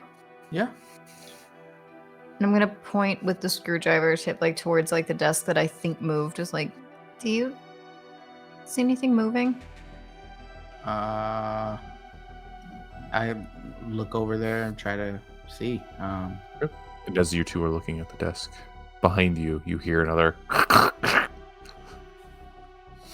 You heard that, right? You heard. Oh you yeah. heard- Okay. Hey, commandos. We there's something in here with us. Something's moving. And I'm gonna try to move us so that like it becomes more like turtle-y formation-y. So like I'm gonna switch like Xavier and I to like have our backs to Jaime and Yulia, so that we've got everything covered and we're kind of walking backwards. Would you like to back them up while I head towards the door? Sounds good. And I take out my thermal camera. Begin scanning. Oh, this is interesting. So, calling back to your ghost hunting days. You've seen the signs. The familiar memory returns as you pull that camera out to investigate, to find those errant areas of change in temperature. And as you quickly scan the Can't do this with room, sunglasses. you pop it out and look around. There's no apparition. There's no errant heat signature. And as you pull the camera down slightly, you see it. One of the server towers just shifts and jolts forward in your direction. Another grinding sound, of rock on sand, essentially. And after a pause, you see everything in the room. All of these desks, all the towers begin to shift and pull in your direction, all scraping along the ground in that red sand. What do you do? Yulia, be careful. They're like magnetized or something to us. They're getting drawn to us. Try to stick closer. Don't instigate anything if you don't need to. No need to Because you're tell us standing twice. still? Or you're about in the center of the room at this point. So what are you doing? You're turtle formation back to back. You now see and hear the shifting of these pieces of furniture. All pulling in your direction? Just consistently from all over the room? Yeah, it's as if you are a central center of gravity, attracting all of these objects, just shifting in, forming a slope. Is still trying to kind of guide the group and lead them closer towards the door on the other side. You walk in? How are you doing this? Well, we're all back to back in formation. She's kind of just like herding the entire group like towards the door, like taking very purposeful steps in that direction. Okay. As you continue to walk across the room, the furniture is getting closer and closer. You can see it steadily shifting and following and tracking you. Just all sort of shaking, and you hear that grating noise. Now it's sort of a dull roar at this point, as there's 24 pieces of furniture between desks and chairs and towers just scraping along the floor, all heading in your direction. The nearest pieces, they're about 15 feet away at this point. They haven't quite blocked off your way, but you see the ones on the outer edges peeling in towards you, almost surrounding you at this point. How do we fight furniture? We don't. You think Yeah. we could make it if we ran? Yeah, I think that might be a smart idea. You mean if we split up, ran, or if we run all in the same direction and drag them behind us? I mean, there's got to be a way out of this room. Forward. Yeah, let's just keep going forward, and I guess we all run and try to jump Yeah. over the furniture in our way. Oh, yeah. All right. You turn and sprint, all of you? Yep. I'm gonna grab Xavier's hand to make sure that there's at least some sort of please don't separate anybody. Mm-hmm. As you turn and start bolting. Smart move. Plus, you're wearing Fine. you're wearing a suit, and I'm just like, let me not, Oh. do not get slowed down. No. As you turn to run and you see these pieces of furniture closing in, I need all 4 of you to make dexterity saves for me. Okay. You're rolling a d20. You're looking for equal to or under your current dexterity score. Ooh. Can I shadow step? Absolutely. Okay, I'm gonna do that. See what my dexterity is. Okay, I made it. I got a 7 under 10. 7 out of 10. Okay. Thank God. Grab my dice. 6 under 14. Ooh! Okay, so Yulia makes it. I got Yuri a makes 4 it. under 9. A 4 and a 9. Okay, Okay, we both so the made 3 it. of you turn to sprint and you're running and you see Jaime just meld into their shadow. To use this ability, you do lose some control. Did you already roll Yep. that, Nick? 1 control lost. Make sure you keep track of your full score. Yep. Yeah. Okay. So the three of you can sprint and you kind of cut right through as the desks almost leap at you off the ground, but you're able to kind of quickly dodge out of the way. And then you see Jaime just reform in front of the door. It's totally unfair. How cool that is. And you Yeah, just- okay. It's sick. He just like got sucked into the floor and like popped up where he wanted to. I mean, yeah, he's a shadow thing. That's kind of creepy. But like, You guys are still being accosted by furniture and you're running. Fanboy later. oh yeah, You remember how I got Keep this? running. Yeah. Try not to think about it. Anyway, keep running. Use your breath for breathing. Jaime, do you open the door? Yep. Okay. So you open the door, does all three of you just filter in? We like Scooby-Doo, like Just I love how much Scooby-Doo vibes there are. That's how I spent my whole morning. They did a Scooby-Doo marathon on YouTube. I'm inspired. Oh yeah, I've been watching that too. Okay, so you turn and shut the door behind, and the space is calm. Now, you find yourself in a room much smaller than the previous one. There is a door ahead of you. You see like a tacky wood panel wall, a bed with a really kind of dingy looking comforter on it. There's a painting on the wall that it's just some lake in the middle of a forested region. There's a desk, there's a chair, and a small lamp that's currently on. And the room is filled with plants. Just Oh, no. shoved in pots and kind of in every conceivable space outside of like a little bit of room to kind of move around as the four of you filter into here and shut the door behind. I look for any like weird, creepy old dudes who might like be the person B-Ray is gonna murder if they're here. As you quickly Please. look around, now you see no one. It's just the four of you. The room you're in is small. Like I said, it's about the size of a motel room. Good news about plants is they catch on fire easy. So if these ones attack us, we should have that one covered. Yeah, that might happen. I'm gonna look up to the ceiling as well to check Yeah. that because I have there- learned. Quick look up and around. And I look at as- Yulia and I just go, sometimes there are people inside the plants. Mm, Oh, that's new. Yeah. yeah. Xavier, as you're scoping around the plants, you hear a little babble of water. No. No. And you see in the corner of the room, you know, where these potted plants are, it's almost as if the floor is starting to sink. And water is just starting to gush in through that portion. Are there tables to jump on? Sure. There is a door to this room. And As then well. I mean, I'm gonna be aiming to lead to out the door, but if the floor Yeah. is like sinking away, then I'm Faster. gonna jump on a table and play The Floor is Lava. I am right with you. I have not let go. So you guys jump up on the bed. The bed's like right there. It's Yeah. like Yeah. this is a small room. This is like a bedroom. You know, it's a Yeah. if this is a motel, it's a cheap motel.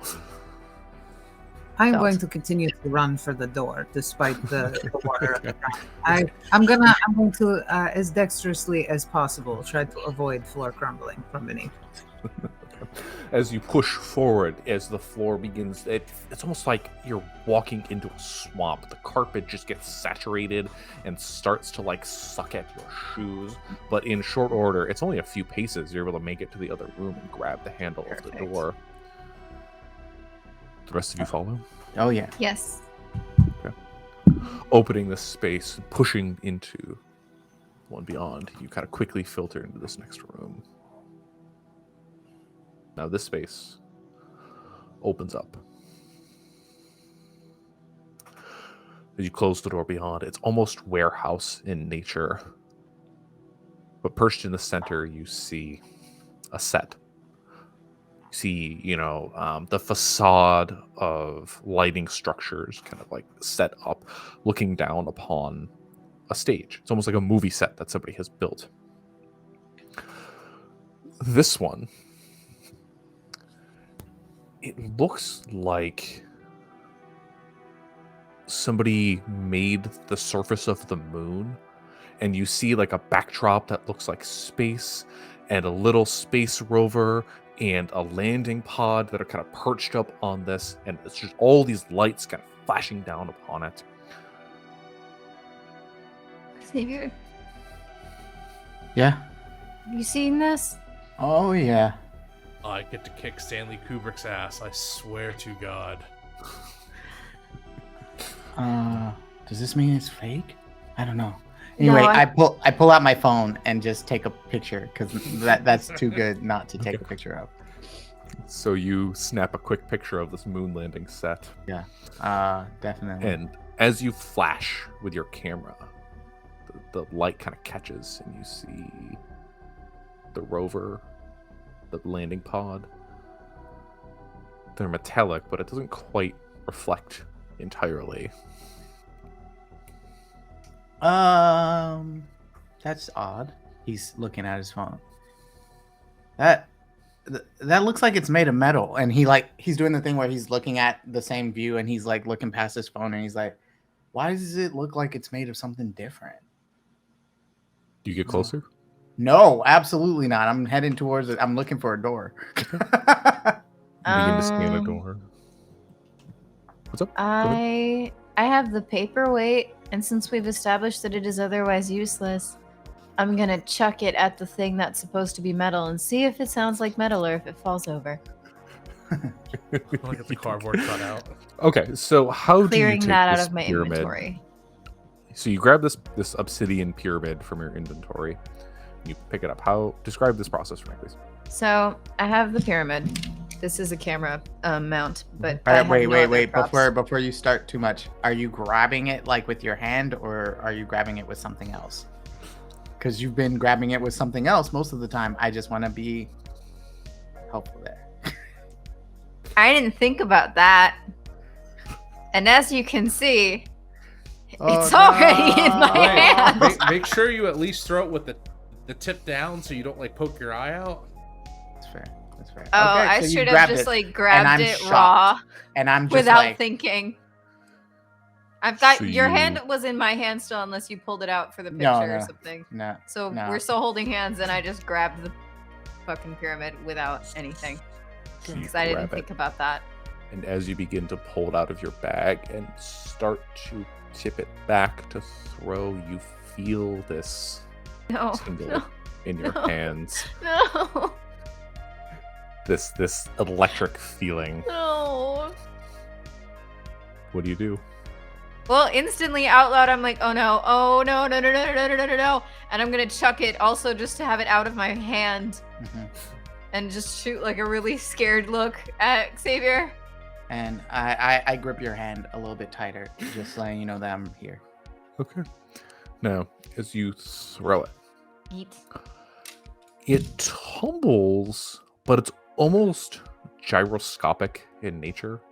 It's not just a thud. It sort of spins in a very uniform manner and hits the landing pod and clang like it's a large metallic sound, and then thud, and it lands in like the sand that sits at the bottom. That sounded pretty metal, right? Kind of. I mean, it didn't fall over, so it's definitely not A a prop or something. But I'm other so than that- distracted. I'm just staring at my hand like I'm expecting it to just like, I don't know, change or something. Other than that, Vera, you appear fine. The paperweight lies on the floor where it landed. Thank Alright. God. I got that and tingly and the feeling. halo around her head. Oh, that's still burning. Still going. Cool. Yeah. Cool. I'm like, okay, we're looking for a door to get out of here. Yeah. No. It is worth Ah. noting No. with that clang, and as you get a better look, the outside of this lander is black speckled almost. And as you're looking about for a door, you hear a bang kind of shout out from it. Now the space is otherwise silent, save for your own footsteps. And there's just this bang that kind of like echoes into the space, emanating from that lander pod. Like inside the lander pod? There. It appears to be. Oh I my think god, I something's think in we there. woke it up. And you do see a door on the far end, but you hear another bang, and you see the front end, like the door, just. Hey, Jaime. Yeah. Maybe you should be the one to check that out because you have the most guns. Okay. And I look at Yulia like. I've got your back, but yes, Beer is right. I have about 3 bullets left, so I have to be very sparing with these. But if something does try to kill you, I will take its head off. Okay. I like gun in one hand, got my left arm primed in the other. Do you approach it? Yeah. Okay, you start to get closer. Closer, the rest of you have located the door on the far end, but as Jaime begins to step forward with their gun forward, there's another bang, and the front door of the lander just flies off and kind of skitters and scrapes along the ground. And from the darkness of the pod, you see a vine just snake out and put itself onto the ground. And a second vine snakes out. And they brace, and you see the shadow shift as a form pulls itself out of the lander pod. Wait, is it a form we've seen before? Looks very familiar to you. Gosh darn it. I thought this thing died. Human looking at its center. You see the face of a man, dripping black ichor, piercing red eyes, vines coming out of their chest and their sides that kind of pierce and wrap around it, almost obscuring the body beneath as it pushes out. You see Xavier and Bire, the familiar form of Dr. Gall, pulling out of the landing pod. Okay, time to go. Time to go. Run in a direction. Any direction, really. Okay. Jaime, you're closest to Dr. Gall. You have a moment to act. What do you do?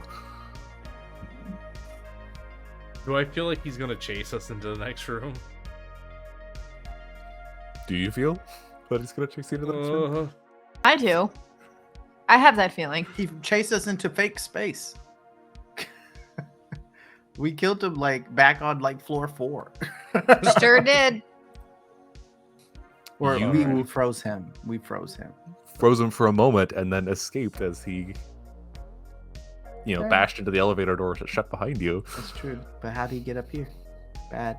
How did head he of get up here? research. Xavier, use Yeah. the lighter. Oh right. Okay. He does the thing where he closes his eyes and he knows this is gonna be painful and he clicks. Okay. Uses the flame on the plant man. You feel a surge of energy kind of like cascade through your hand as you flick this lighter.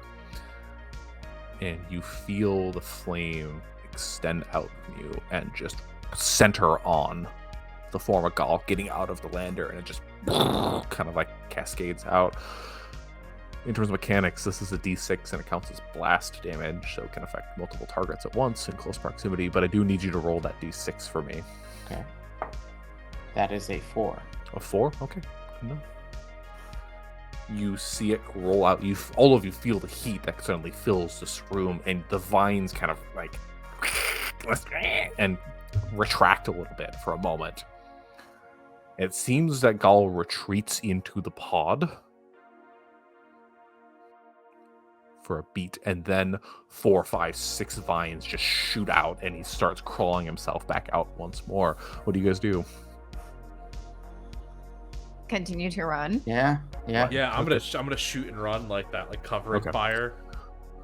So firing in and turning to run, you see the door ahead. It is close, and you can make it as Gall's form wrenches itself out of the landing pod and begins barreling its way towards you. Who opens the door? If I get there first, I guess me. Okay, Yeah. Kabir, I you think grab the- I'm like blowing fire at this thing to like hold it back. So another additional fireball. I need you to roll additional d6. That's a 2.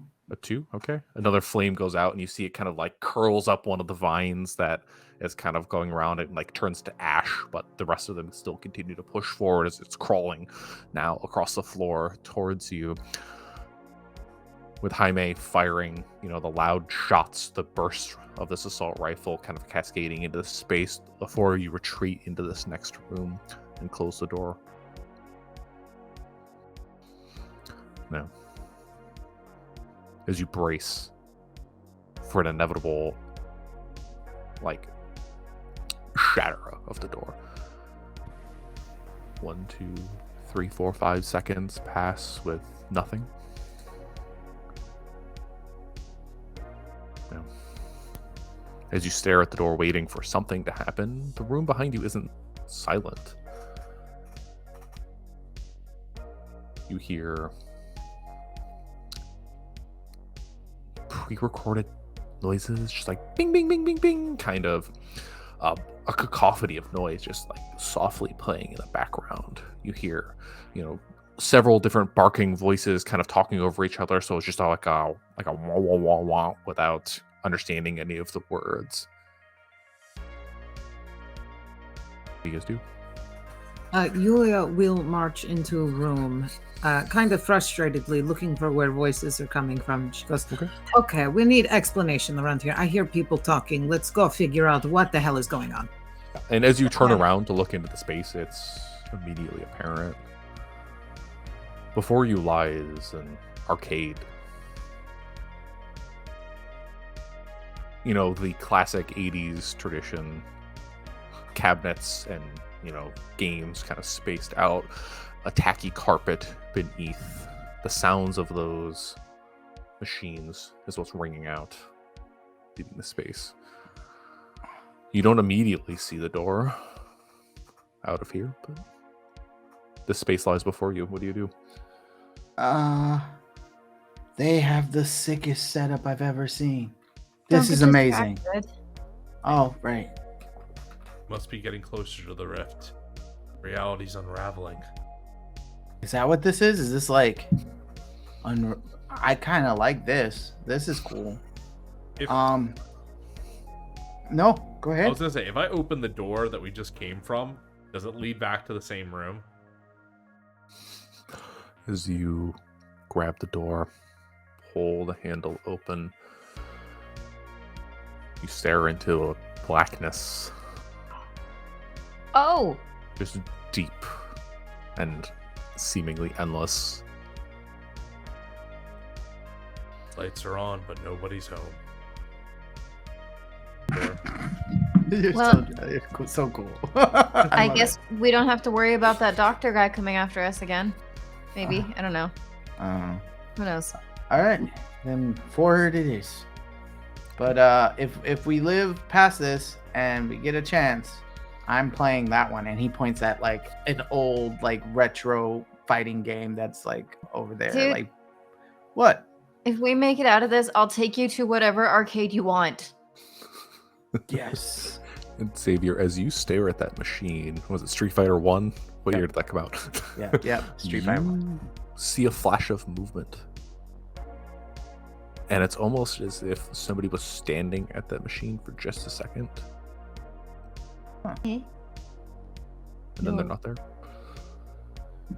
Yeah, let's not get distracted. And you see him just like turn around in a very mechanical way and go, yep, time to go. I did not see a ghost, and he's saying it out loud. Oh! Ignoring that. Ghost? Not ghost, actually. More like weird bureau stuff. Nothing. Yeah, you saw Surprise. nothing. Let's keep going. Let's go. I look back again over my shoulder. I think if we are getting closer to whatever this rift is that you say, and then you say that reality is falling apart, I feel like it's going to get a lot more weird before it gets better. So that would probably explain some of that. That's very smart. It might not even be You're smart, Yulia. Wait, what? What did you say? No, I don't want to know. I don't want to hear it. You be silent, Terminator. Let's go. If you have nothing constructive to say, I don't want to hear it. And you get poked with the bloody screwdriver in the chest just as a point. I missed you too. I've heard enough crazy shit. Let's go. Where do we And go? the four of you push forward into this arcade. Noises kind of like ringing from all directions. Games and pinball machines and skee ball and so on, just scattered throughout. As you're walking, Yulia, you catch a quick glimpse of two children just running around the corner of one of the machines. I just saw little kids again. Could be what we said about Rift, or we could have company. Did any of you see that? No. Maybe it's like an illusion. Yes, that's probably correct. I think we should keep looking for door. Yep. As you continue to push forward, you do see an exit sign, like perched in the ceiling all the way on the far side of this room. As you're pushing forward, Jaime, you see just a quick glimpse of somebody wearing a suit very much like what Xavier has on right now, kind of heading in that direction. And it's one of those things where you catch a glimpse and you look back and it's just gone.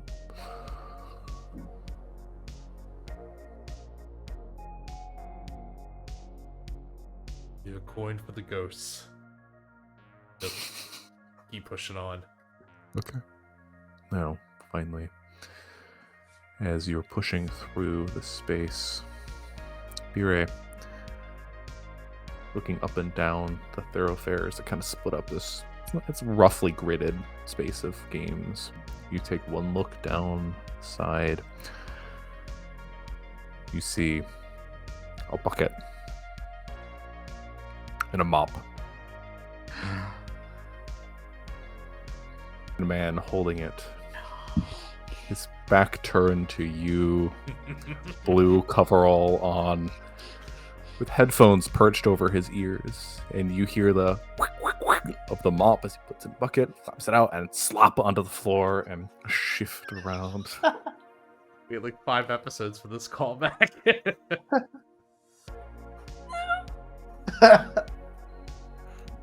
My grip on Xavier's hand has never been tighter. Like I am strangling it entirely, and just pulling. We were probably walking quickly. I am sprinting forward, and I am dragging Xavier with me. Yeah, and as Bire pulls you, Xavier, you get the quick glimpse of Amos standing there mopping the floor. Oh yeah, let's go. And then he picks up and starts running too. This man has struck so much fear into everyone's hearts. It's Now, tears Yulia, in Bire's Jaime, eyes. yeah, you were treading a bit ahead of Bire and Xavier, so you didn't quite catch the glimpse, but you do feel them begin to push and rush past you. All right, try to stick together. Try to stay and Nope, sprint around. How did you say no? It just ran See past. anything that they're running from. I'm sorry, what was that? She'll look and see if she can see anything that they're running from, just because she's trying to hold cover with fire. All right, Yeah. so you turn and take a quick peek back, and you've seen Amos before. You met him. You see him standing there, back turned. He's got a set of headphones on, and he's just mopping the floor. And she will quicken her step backwards, still keeping eyes on getting a little faster to keep up with them. What's just the janitor? Yeah, nope, not just janitor. Creepy man. But also, somehow everywhere and nowhere at the same time. Don't like it. And if the real one comes here, he's not gonna like our friend very much. And then he whispered, he leans over closer to Jaime and he goes, I'm trying to protect B-Day from getting murdered by the crazy strong, insane man. I don't want them to fight, so let's go. Because otherwise, B-Day's gonna try to attack, and Homeboy is super strong. He's gonna kill me. My poor throat. So the four of you continue to rush forward. The door sitting there just below the red exit signs are casting light into the space. You move forward? Yeah. Okay. Do you open the door Absolutely. Yeet. and enter the space beyond? Now, as you step through that threshold, you guys have been feeling like you're shifting and moving, but you step onto this floor and that feeling is intensified. It's almost messing with your balance at this point. You can kind of feel the equilibrium kind of twist just a little bit as you enter this next space. You find yourself in a massive room. This one about the size of the cube farm that you found down on the administration level, similar in scope. Ceiling 50, 60, 70 feet in the air. The room 200 feet by 200 feet, if not larger than that, almost possibly large. Now, there's a few things you see here. A lot of things, so bear with me. Primarily, you see in the center of the room what looked to be a large metal ring that filled the space with a series of ramps and stuff that went up to it, but it is sundered and split. It's two halves lying on the ground.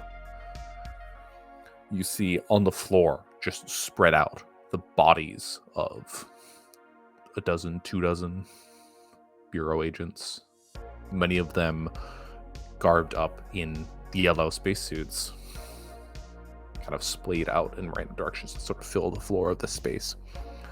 There are tables with computers and binders of papers and all sorts of equipment that are sitting there, some as if somebody just left. Most of them, though, tipped over and scattered, their contents kind of scattering on the floor. But most important, you see a foreign place, set, translucent, contrasting the ring and the office equipment. It's almost as if somebody took a projector and has cast it into this space. You see mounds of red sand, black pillars that stand upright, and all of it almost ghost-like in nature, so you can kind of see through it, and as you shift and move around, the view kind of shifts and moves. And floating above that space, you see a man completely covered in black ichor, tar-like substance that drips off of him in large globules. Everything coated except his face, from the chin up. You see a pair of glasses, red eyes beyond them, piercing, just staring outward. And connected to this man, almost tentacles, just stuck into his back, maybe a half dozen of them, that drift backwards. And the further they get, the more translucent they also appear, before they end in an entity. This creature, again, translucent against the space, you can see through it entirely, but it is massive. It fills the space past what can only be the director. Its body is worm-like in nature. A massive, tubular head that extends back in almost a snake-like form, but it's bulbous and flesh-like in nature, kind of swirling around to a point. And on its front side, those tentacles kind of cascade inwards. And beneath them, you see a cluster of arms that reach out from the base of this creature. There's probably 30 of them, all sort of grasping at empty space. And the one thing you see on this creature, it's where its face would be. The flesh is split open to reveal red crevice-like features, cross-like in nature, that's split. And they seem to shift and pulse as you enter the room. I think I need all of you to take 1 stress. Yeah. Yep, sounds about right. I think we found what we were looking for, team. Yeah. I don't really know what I'm supposed to do about that with the screwdriver. With the screwdriver, 3 bullets, 1 Terminator who has obviously not succeeded in killing this before or in 30 years, and an empty gun.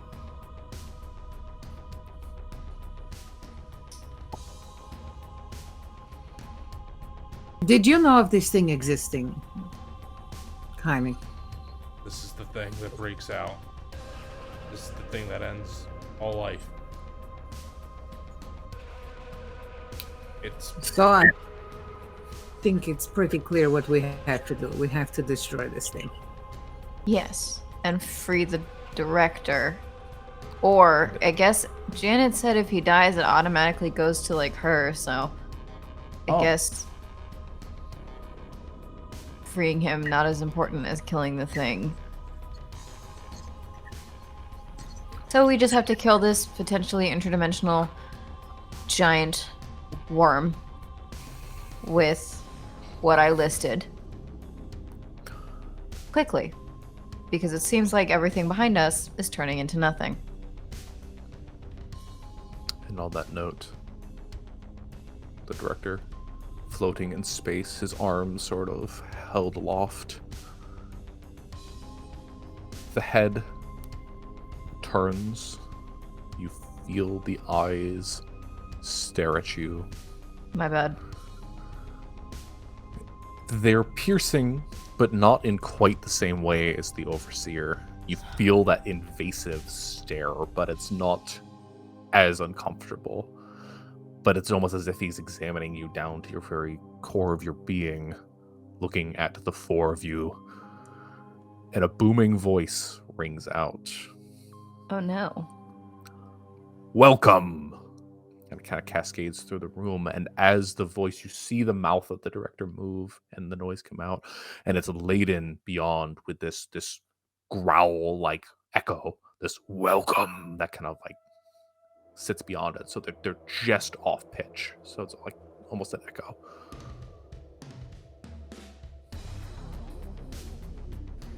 Thank you. Yeah.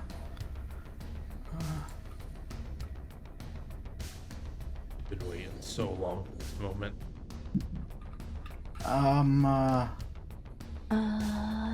How do we shut down the lockdown?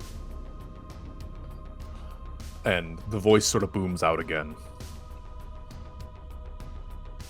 I'd say it's too late for that.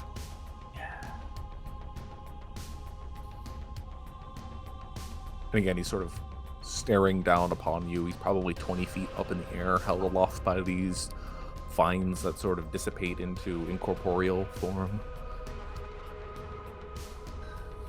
So...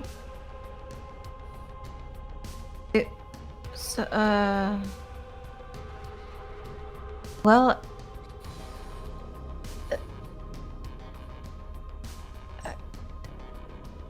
Should we try to get you down, or... And you see beyond the glasses, the eyes narrow a little bit, in a bit of an amusing smirk. Don't fucking smirk at me. I'm your only hope right now. And It's not he looking looks good for either of us. specifically at Bure, and you hear the voice kind of ring out. Why are you truly here? We didn't, well... I don't know what you're talking about. I ended up here. I don't know how. And now I'm in this mess. I almost killed your janitor like 3 times. Do you really think now is the time? You have a monster sticking out of your head. Oh, I think you do as well. That's a... What did you say, Halo? That's a Halo. Suck it. Of flame. And you What he you said. see the kind of like the smirk turns into a bit of a smile. You see like white teeth juxtaposed against black ichor.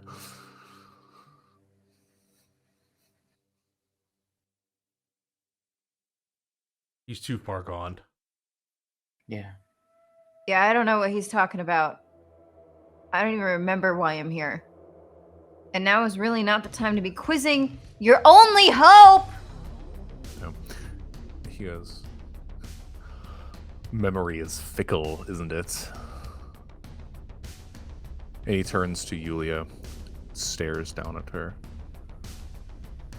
What of you? Why are you here? You know, I wasn't entirely certain at the beginning. It was just kind of a feeling. But I'm pretty sure that I am here to destroy whatever that thing is that's sticking out of your head. And he doesn't quite acknowledge it, That's good. but he shifts slightly and again looks down at Yulia and says, what do you really know about your companions? That they seem to be very inquisitive, writing, reporting. One is Sarah Connor, and these two have codependency issues we've established. But other than that, not very much. And you trust them? I wouldn't say that, but they've not done anything to cross me thus far, as I am aware of. But they have led you here. To me. Accidentally. Is it? I mean, yeah. Does anyone here we know got locked where up we were in this going? building. We were trying to leave, and you wouldn't let us leave. So if we're told the only way to get out of the building is to come and find you, logic holds that we should find you, right? Mm-hmm. So no, like if you're playing weird mental mind games, we're just trying to leave. That's all I'm saying. And he goes, but how did you get here? Really? We don't know. How did you get here? Tell us if you know. Travel through the future. I don't think you're the part most of this clearly right now, my obvious dude. one of that. Oh, right. I think sorry. I think we all know that part. And how he did you kind get of here to start? smiles. Sorry, you referring to the director? No, I was talking to Jaime. I was Jaime. just Oh, like, I Jaime. think what he means is, how did you get here? Period. I walked in, same as everyone else. Yeah. So. And you've enjoyed your gifts, I take it? No. Did you put? Oh. Why do you call them gifts? Because I've also heard that they are corruptions, and no, I don't like being corrupted. No. Don't like the maggots under my skin. Or the mold everywhere. Or my missing arm. I take that as a yes. It's like we are speaking a different language. Yes. No. I mean, it's always like talking to management. I give nothing, but each of my employees gets they deserve. We don't work for you. Yeah. Don't you? No. No. I The have fuck? a job. I pull out my post-it note and I go, "This is a note for my actual boss." You Who have needs- our tags. Because because it's polite. We couldn't check in without the tags. Or And the tags were already there. Because this is Or a if they're- freak show. if you're referring to a other universe version of me that is an intern, I will tell you that's not me because I work for my newspaper. So that doesn't count. That's not my consent. I did not sign any forms. I disagree. And what paper is that? What paper? The one I'm holding? No, what no, the newspaper? paper you work for. Oh, the newspaper. What's the name? Wait, what? Yeah, you told us you work for a. Yeah. I don't remember the paper name actually. It's I don't know. Neither do I. Wait, what?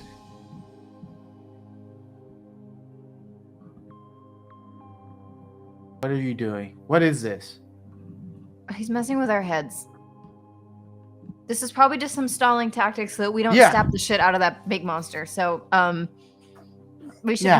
maybe just I don't know. I have a screwdriver. What am I supposed to do? Poke it? It's like a splinter. I hold up the lighter and I go, What would happen if I burn everything in here? And you see the form kind of give a shrug, goes, it would burn.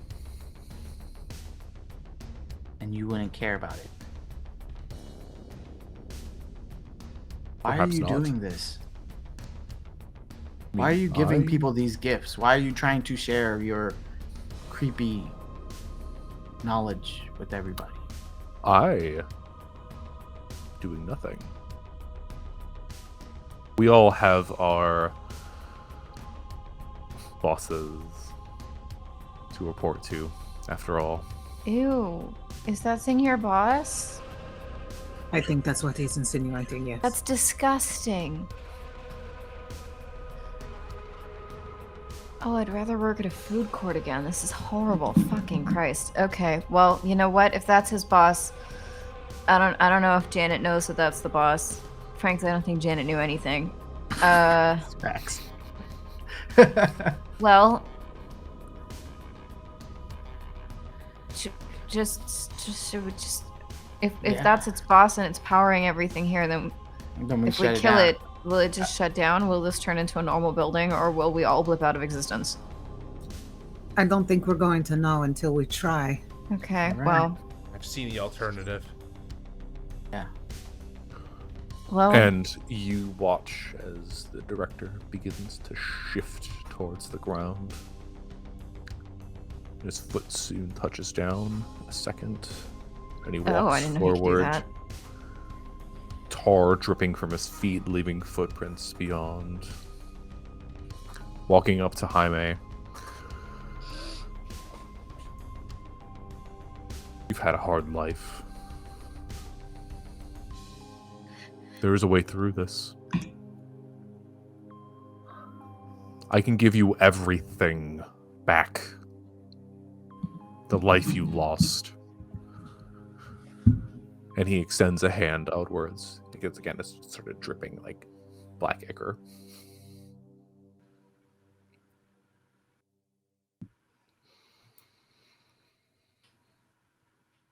I look back at Julia, Xavier, and B-Ray.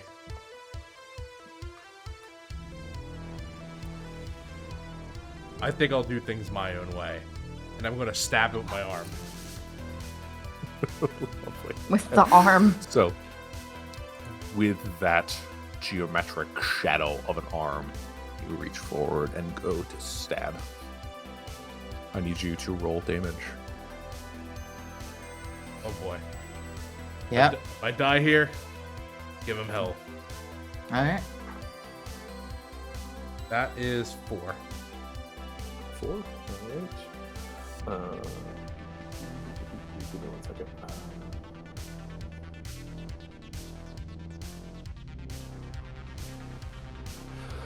So with you watch as Jaime's arm looked generally like an arm, but sort of like geometric in nature, but it sort of solidifies into like a spear-like nature, and you watch as they jam out and just into the black chest of the director, and it's like sucks into this tar-like nature and pulls out and just dripping ichor beyond it. You pierce through him, you did do some amount of damage. And he sits there and stares. And you see him blink. And says, "So be it." And just like reels in and shoots back up. You see the eyes go ablaze. You see the ichor start to run even thicker from his hands. What do you guys do? I look at the wires holding him like into his head or whatever, and I want to try to burn some of them. Like any of them are like anywhere near some place I can get. Okay.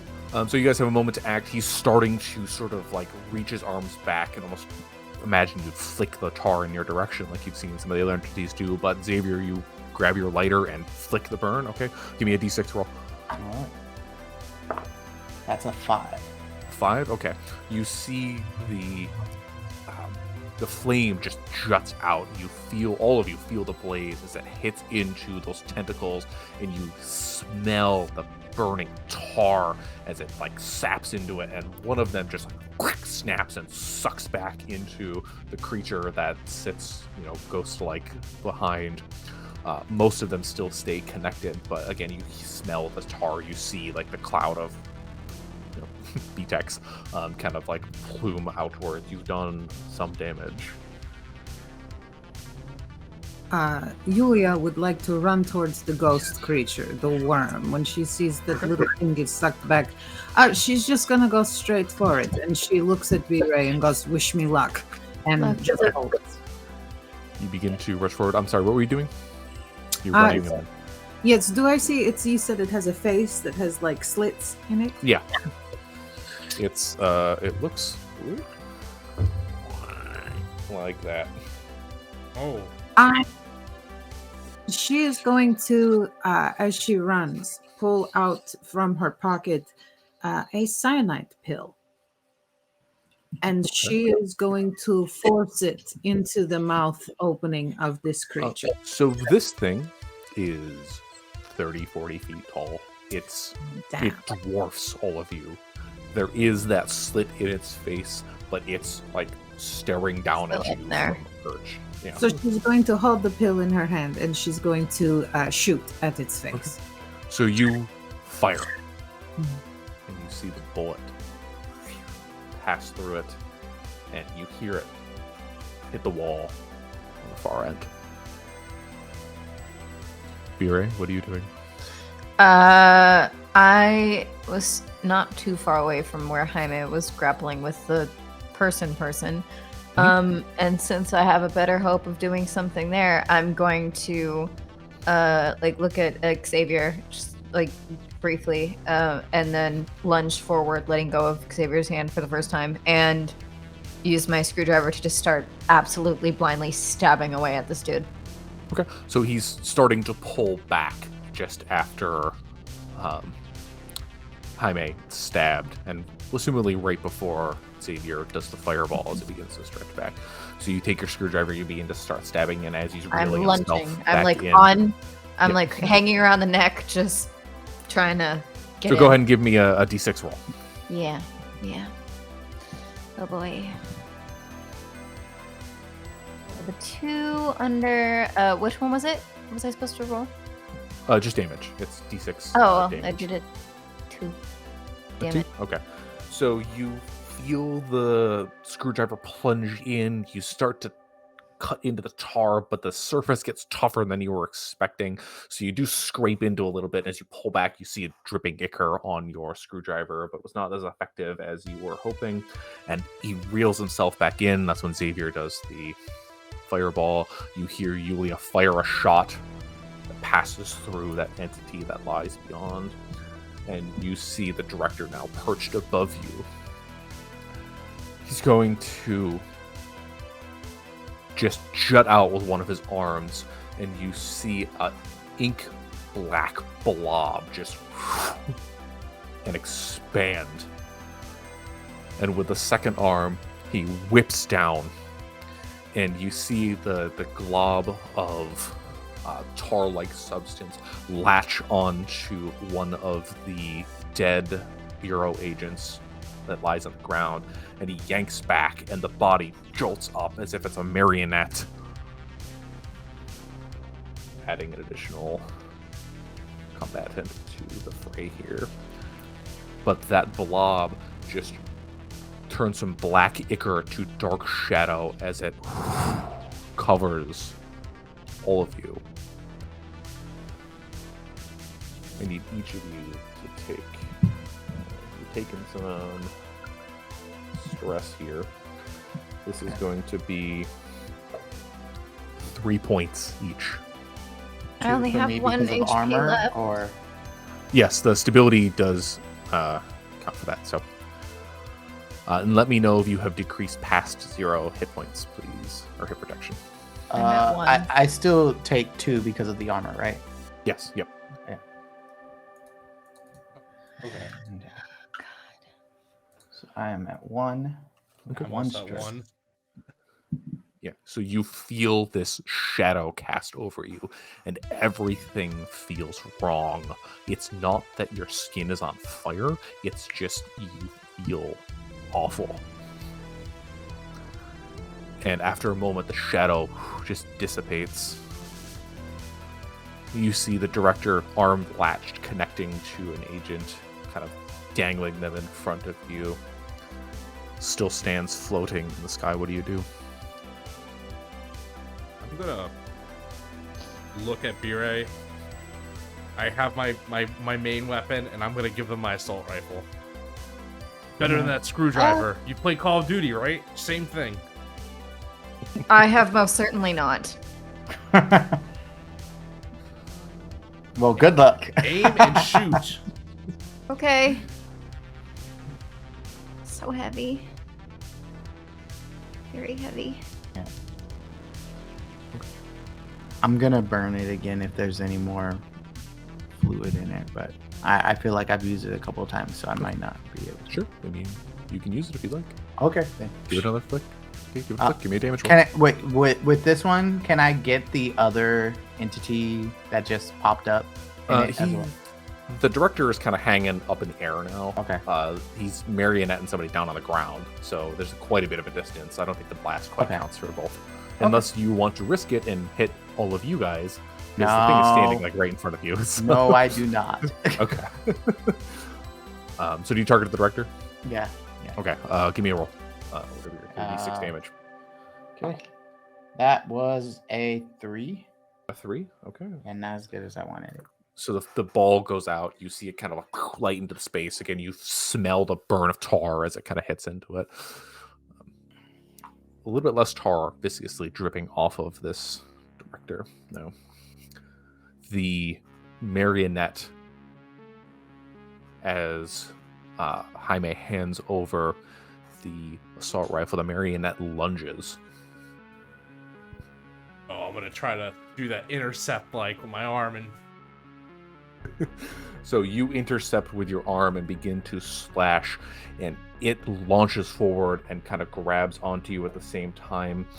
It deals 1 point of standard damage. Okay, I and roll that's pretty low for that. That puts your hit protection at a 0, right? Oh, I do have armor 1.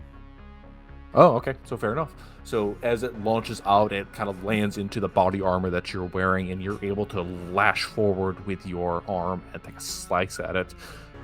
Give me a D8 damage roll, please. 5. A 5, all right.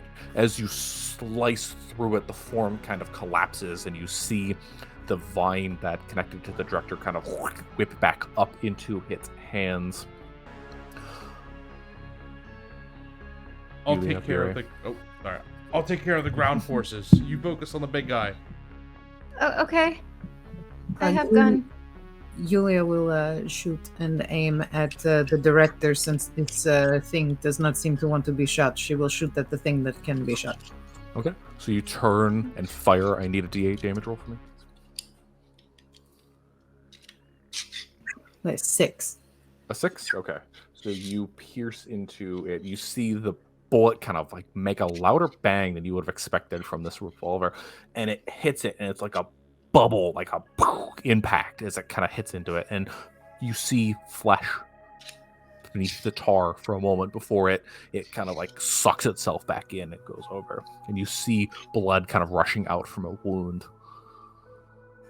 before it gets coated in black tar once again. Bure, what do you do? I have the assault rifle, Mhm. and I am shooting indiscriminately as much as I can, just bracing myself against the absolute horrific weight and impact of this weapon, as I am just trying to shoot all over this big thing. So you take the gun and you fire. I need a D8 damage roll for me, please. Yep.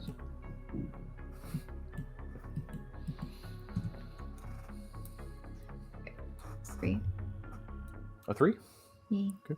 The bullets kind of rip forward,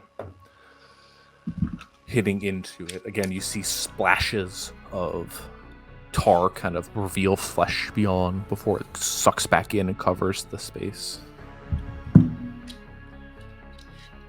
Again, bleeding coming out of those wounds. You see a bit of a strained look on his face as he kind of cocks into it and then shakes his head and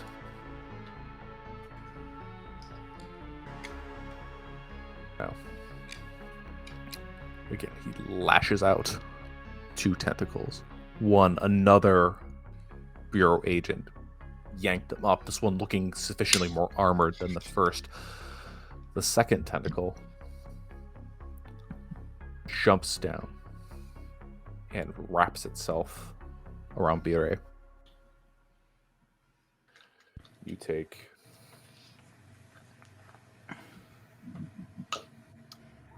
4 points of stress damage. That hits my HP, right? So it removes your hit protection, your remaining point. The additional 3 points go directly to your control. Okay. And I need you, as you feel the tentacle of the director wrap itself around you, I need you to make a control save with that new total, please. Shit, motherfucker. Well, I rolled a 19. A 19. Lovely. So I think it's pretty safe to say that I failed. Yeah. And you rolled a 5 on that d12. Yes, I did. Correct. Okay. As you feel the tentacles wrap around you and lift you up, the rest of you see it's as if Bure is ripped from their very shadow. You see the form, the shadow lying on the ground with Bure's body being trailed up into the air, now wrapped in tentacle. You've taken the fallout. Wait, detached shadow. Detached shadow? Oh, man. What does I that don't like mean? that. That's so mean. Your shadow is supposed to be your friend who's with you always. Okay, quickly. Bure's being lifted up into the air. Yeah, I'm about to by jump. the I'm jumping up there. I'm gonna try to pull her back down. Okay. It's me jumping onto this giant weird tentacle thing. Because does the tentacle thing have my arms pinned, or are my arms free? Are we? What let's say grip they're are free. we? Free. Yeah. They're It's reaching probably, out. Yeah, then wrapped I'm. around The assault you, rifle's probably lifting on the you ground. I don't think that I there. lifted it up with me. I think I probably dropped it when I got grabbed. Okay, Yeah. then I will grab it. Okay. So you grab the assault rifle. What do you do? I'm jumping on this thing and shooting it in the tentacle arm. If this were a joint, it would be where it's holding, not where she is, but a little bit to the side to try to free her. All right. So you grasp onto tentacle arm and fire a gun into it. I need you to roll D8 damage. D8? Yep. I'm so glad this is not a game where you have to aim for success of if you shoot it or if you shoot me. 8. Oh, lovely. Okay. Nice. Now, we'll come back to that in a second. Oh, Yulia, what are you doing? Yulia, that's okay. So Xavier's jumping up, correct? Onto the arm? Xavier, grab the assault rifles, jumping on that tentacle that's lifting Bure up in the air and firing assault rifle into it. Yulia will also jump on the tentacle, but she is actually going to try to climb up it. So while he is shooting to break it, she's going to use it to climb to the director if possible. Okay. And what are you trying to do once you get up there? Shoot him at close range, probably first with that last bullet, maybe right in his face. Lovely. Jaime, what do you do? This might be dumb, but I think this would be really cool. Tight. Yeah, do it. Can I shadow step onto behind the director and try to restrain him so Yulia can get basically a point blank shot in? You absolutely can. So we cut as Bire is being lifted off of the ground with the tentacle. You see them separated from the shadow, being drifted upwards. Xavier grabs on, starts firing away into it. Yulia grabs and starts climbing, quickly makes its way on top of this thick pool of black tar and begins running. Jaime jumps up, shadow steps behind the director, amidst the tentacles, and grabs onto their form. As Yulia comes up, fires the revolver. You see the bullet pierce through the director's head and out the far side. And as it breaks through skin, you see his eyes go wide, and you hear the escape from it. And he falls. All of you fall. Ow. The body of the director hits the ground, and the rest of you collapse in a heap amongst the bodies of the other Bureau employees. You hear the sound of the tentacles whip back and pull themselves into that worm-like form that sits massive there, looming over all of you. And it stares, and you feel that cross-like bit of red just burn into you before you feel the swoop once more. A flash of red. And you are alone in this room amidst the bodies.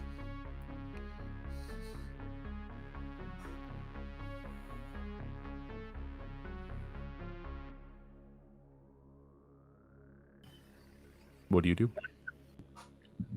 We're all alone? Or is you said alone, so I was confused. Sorry. You are here. The bodies of the agents are there. The ring is there. The director's body collapsed onto the ground in a heap, basically underneath all of you now. The entity gone. Okay.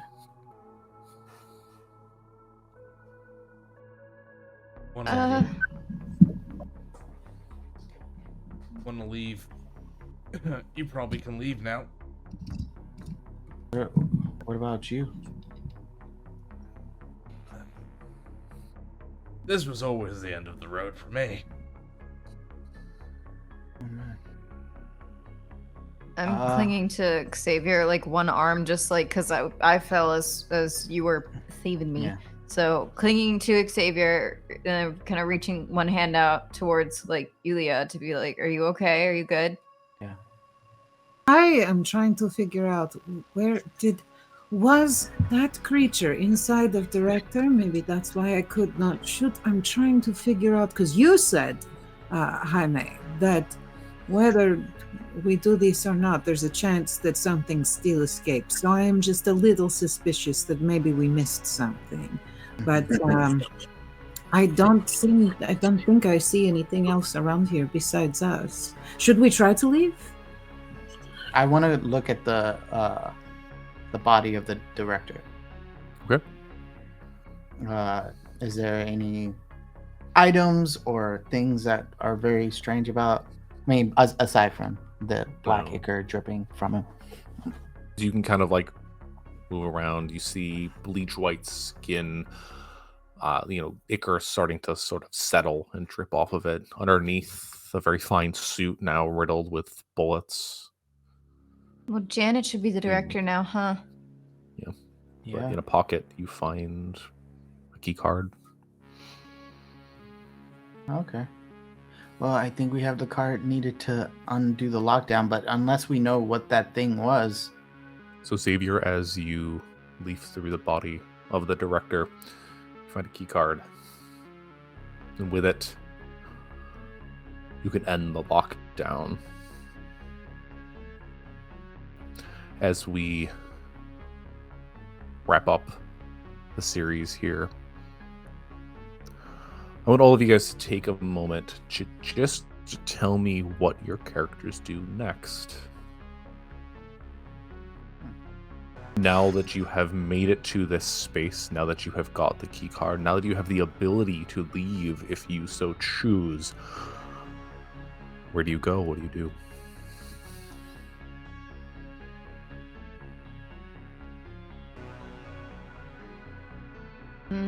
I think Vire would take out some paper from their notebook and write down their number and their, like, well, they're currently staying with their mentor, but like probably like the address of like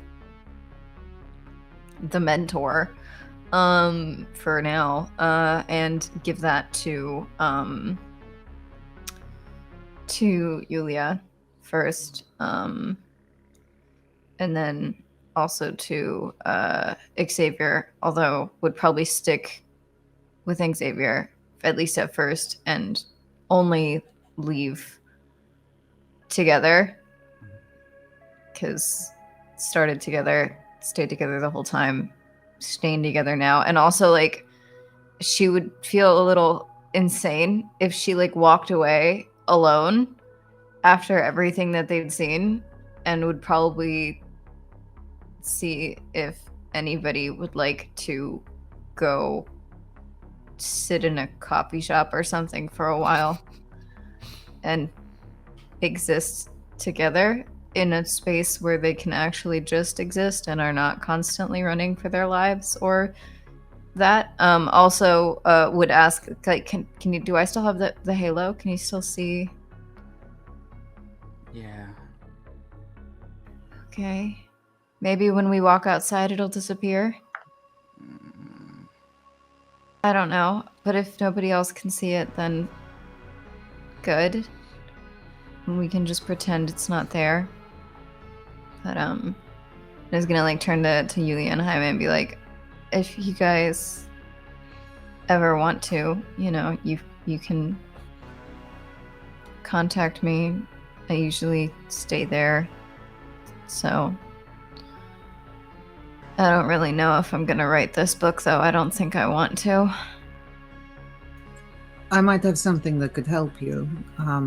And Yulia will take out the camcorder that she had, that she recorded some of it, and goes, here, for you and Xavier, in case you need to remember for notes for either your reporting or your writing. Right. And I will keep this information to get a hold of you. I think I'm going to stay here just in case. Well, you might need this then, and I'm gonna pull out because I think, you know, you're the one who was in it. Doesn't feel right. I do have a bunch of key cards as well. I'm gonna give you the book, The Bureau by Vire Santos, because you're the main character in it, and I feel like I don't need it anymore. I'm not gonna use it, so you're the main character. You're the one who should have it. Maybe it'll help. Is Yulia the new director? Did it go to Yulia instead? That'd be tight. I will hold on to this. Janet's gonna be pissed. I will use it very sparingly, if at all. Yeah. I think Xavier does like stay near Vire, and late at night, like what I'm imagining is just a little bit of time after, he's like sitting there combing through like notes and looking at his phone at the little videos and things of their adventure. He writes up an entire like Pulitzer winning like level writing, and then before he decides to send it, he deletes it. Like he just doesn't think it's worth it anymore, because he has the proof on his phone, but like there's still people who are going to say it's not real, and then B, it's going, if it did get out there, it would be a reminder to him of all the crazy stuff he's done. So instead he takes the notes and the videos and he starts using that to like comb through the internet and everywhere he can, trying to figure out about this corruption and how to get it to go away, because he wants to help Vire. He doesn't tell her that, But Yeah, any, they definitely anytime... stay like good friends though, because like you can't get rid of each other anymore after that. Oh yeah, no, oh no. All right, and finally, Jaime, you find yourself a man out of time. What do you do? I try to send myself a message. This time's Jaime. And I try basically to make an excuse why he should not ever step foot into this building. Your Jaime disappeared in 2014. This is 2022. Guess it's all gone then. Well, my Jaime should still be in here then, right? I don't know. Then I'm gonna find my my other self and make sure he gets it out alive. Okay, so we close in on Jaime turning back to dive into the monolith once more with a new director. Doing cleanup now. And then we see Julia walking into a nice office space and sitting down behind the desk.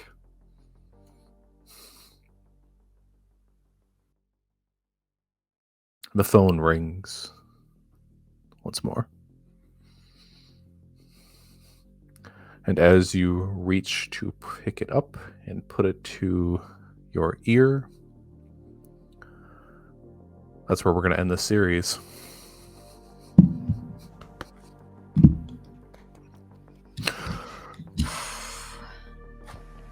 All right, real quick.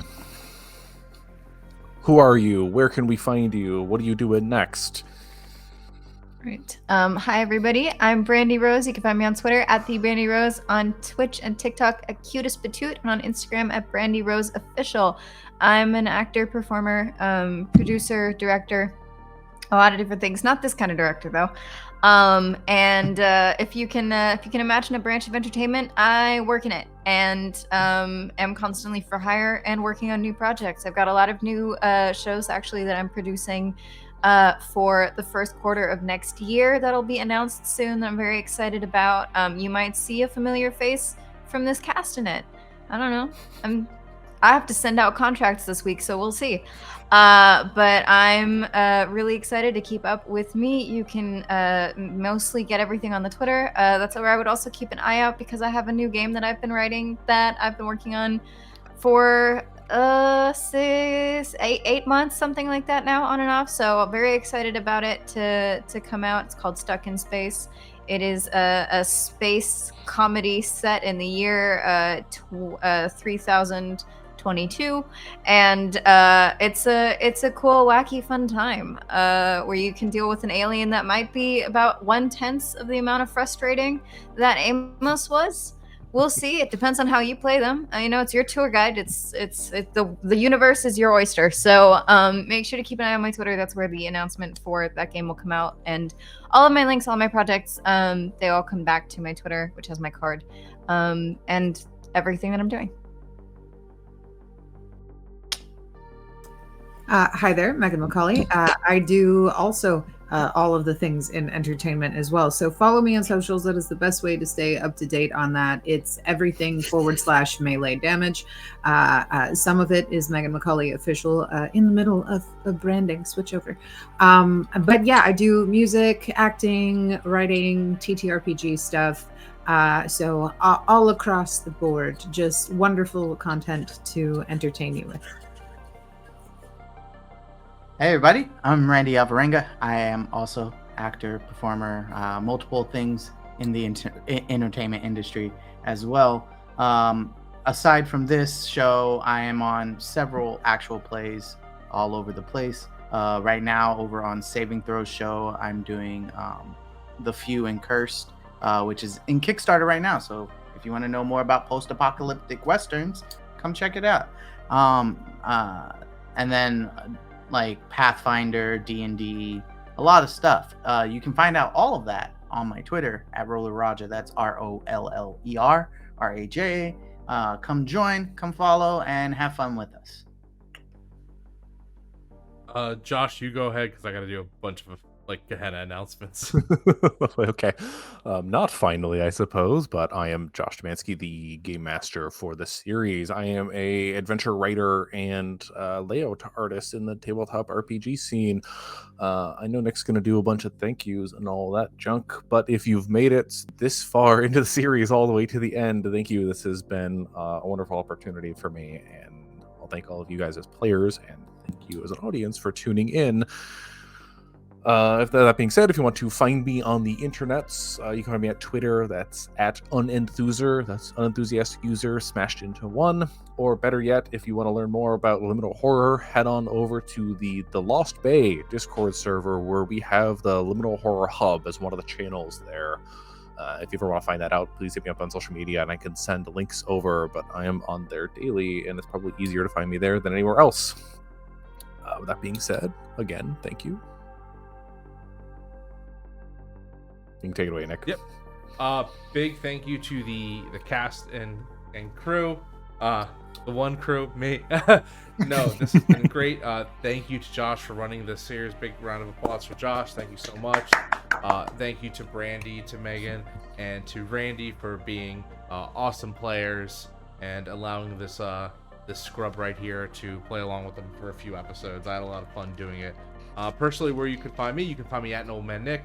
I am a streamer, producer, visual effects artist, and you can find me on a variety of streams. My next big project coming up after this is going to be over on Devil's Luck Gaming. We are doing a in-studio, fully costumed, lights and all, Final Fantasy XIV TTRPG actual play series. That's going to be awesome. By the time this comes out, it'll be my Bunny Boy will be out, so you get to see me in my full regalia. Come check it out. Other than that, you can also see me coming up in projects on Star Wars Dogfight over on Table Goth. That's going to be a lot of fun. I'm really excited to record that. And yeah, that's it for my personal announcements. From Gehenna, we're going to be at PAX Unplugged in a couple weeks, so definitely come and check us out. Check out the booths. We're going to be running games all weekend long.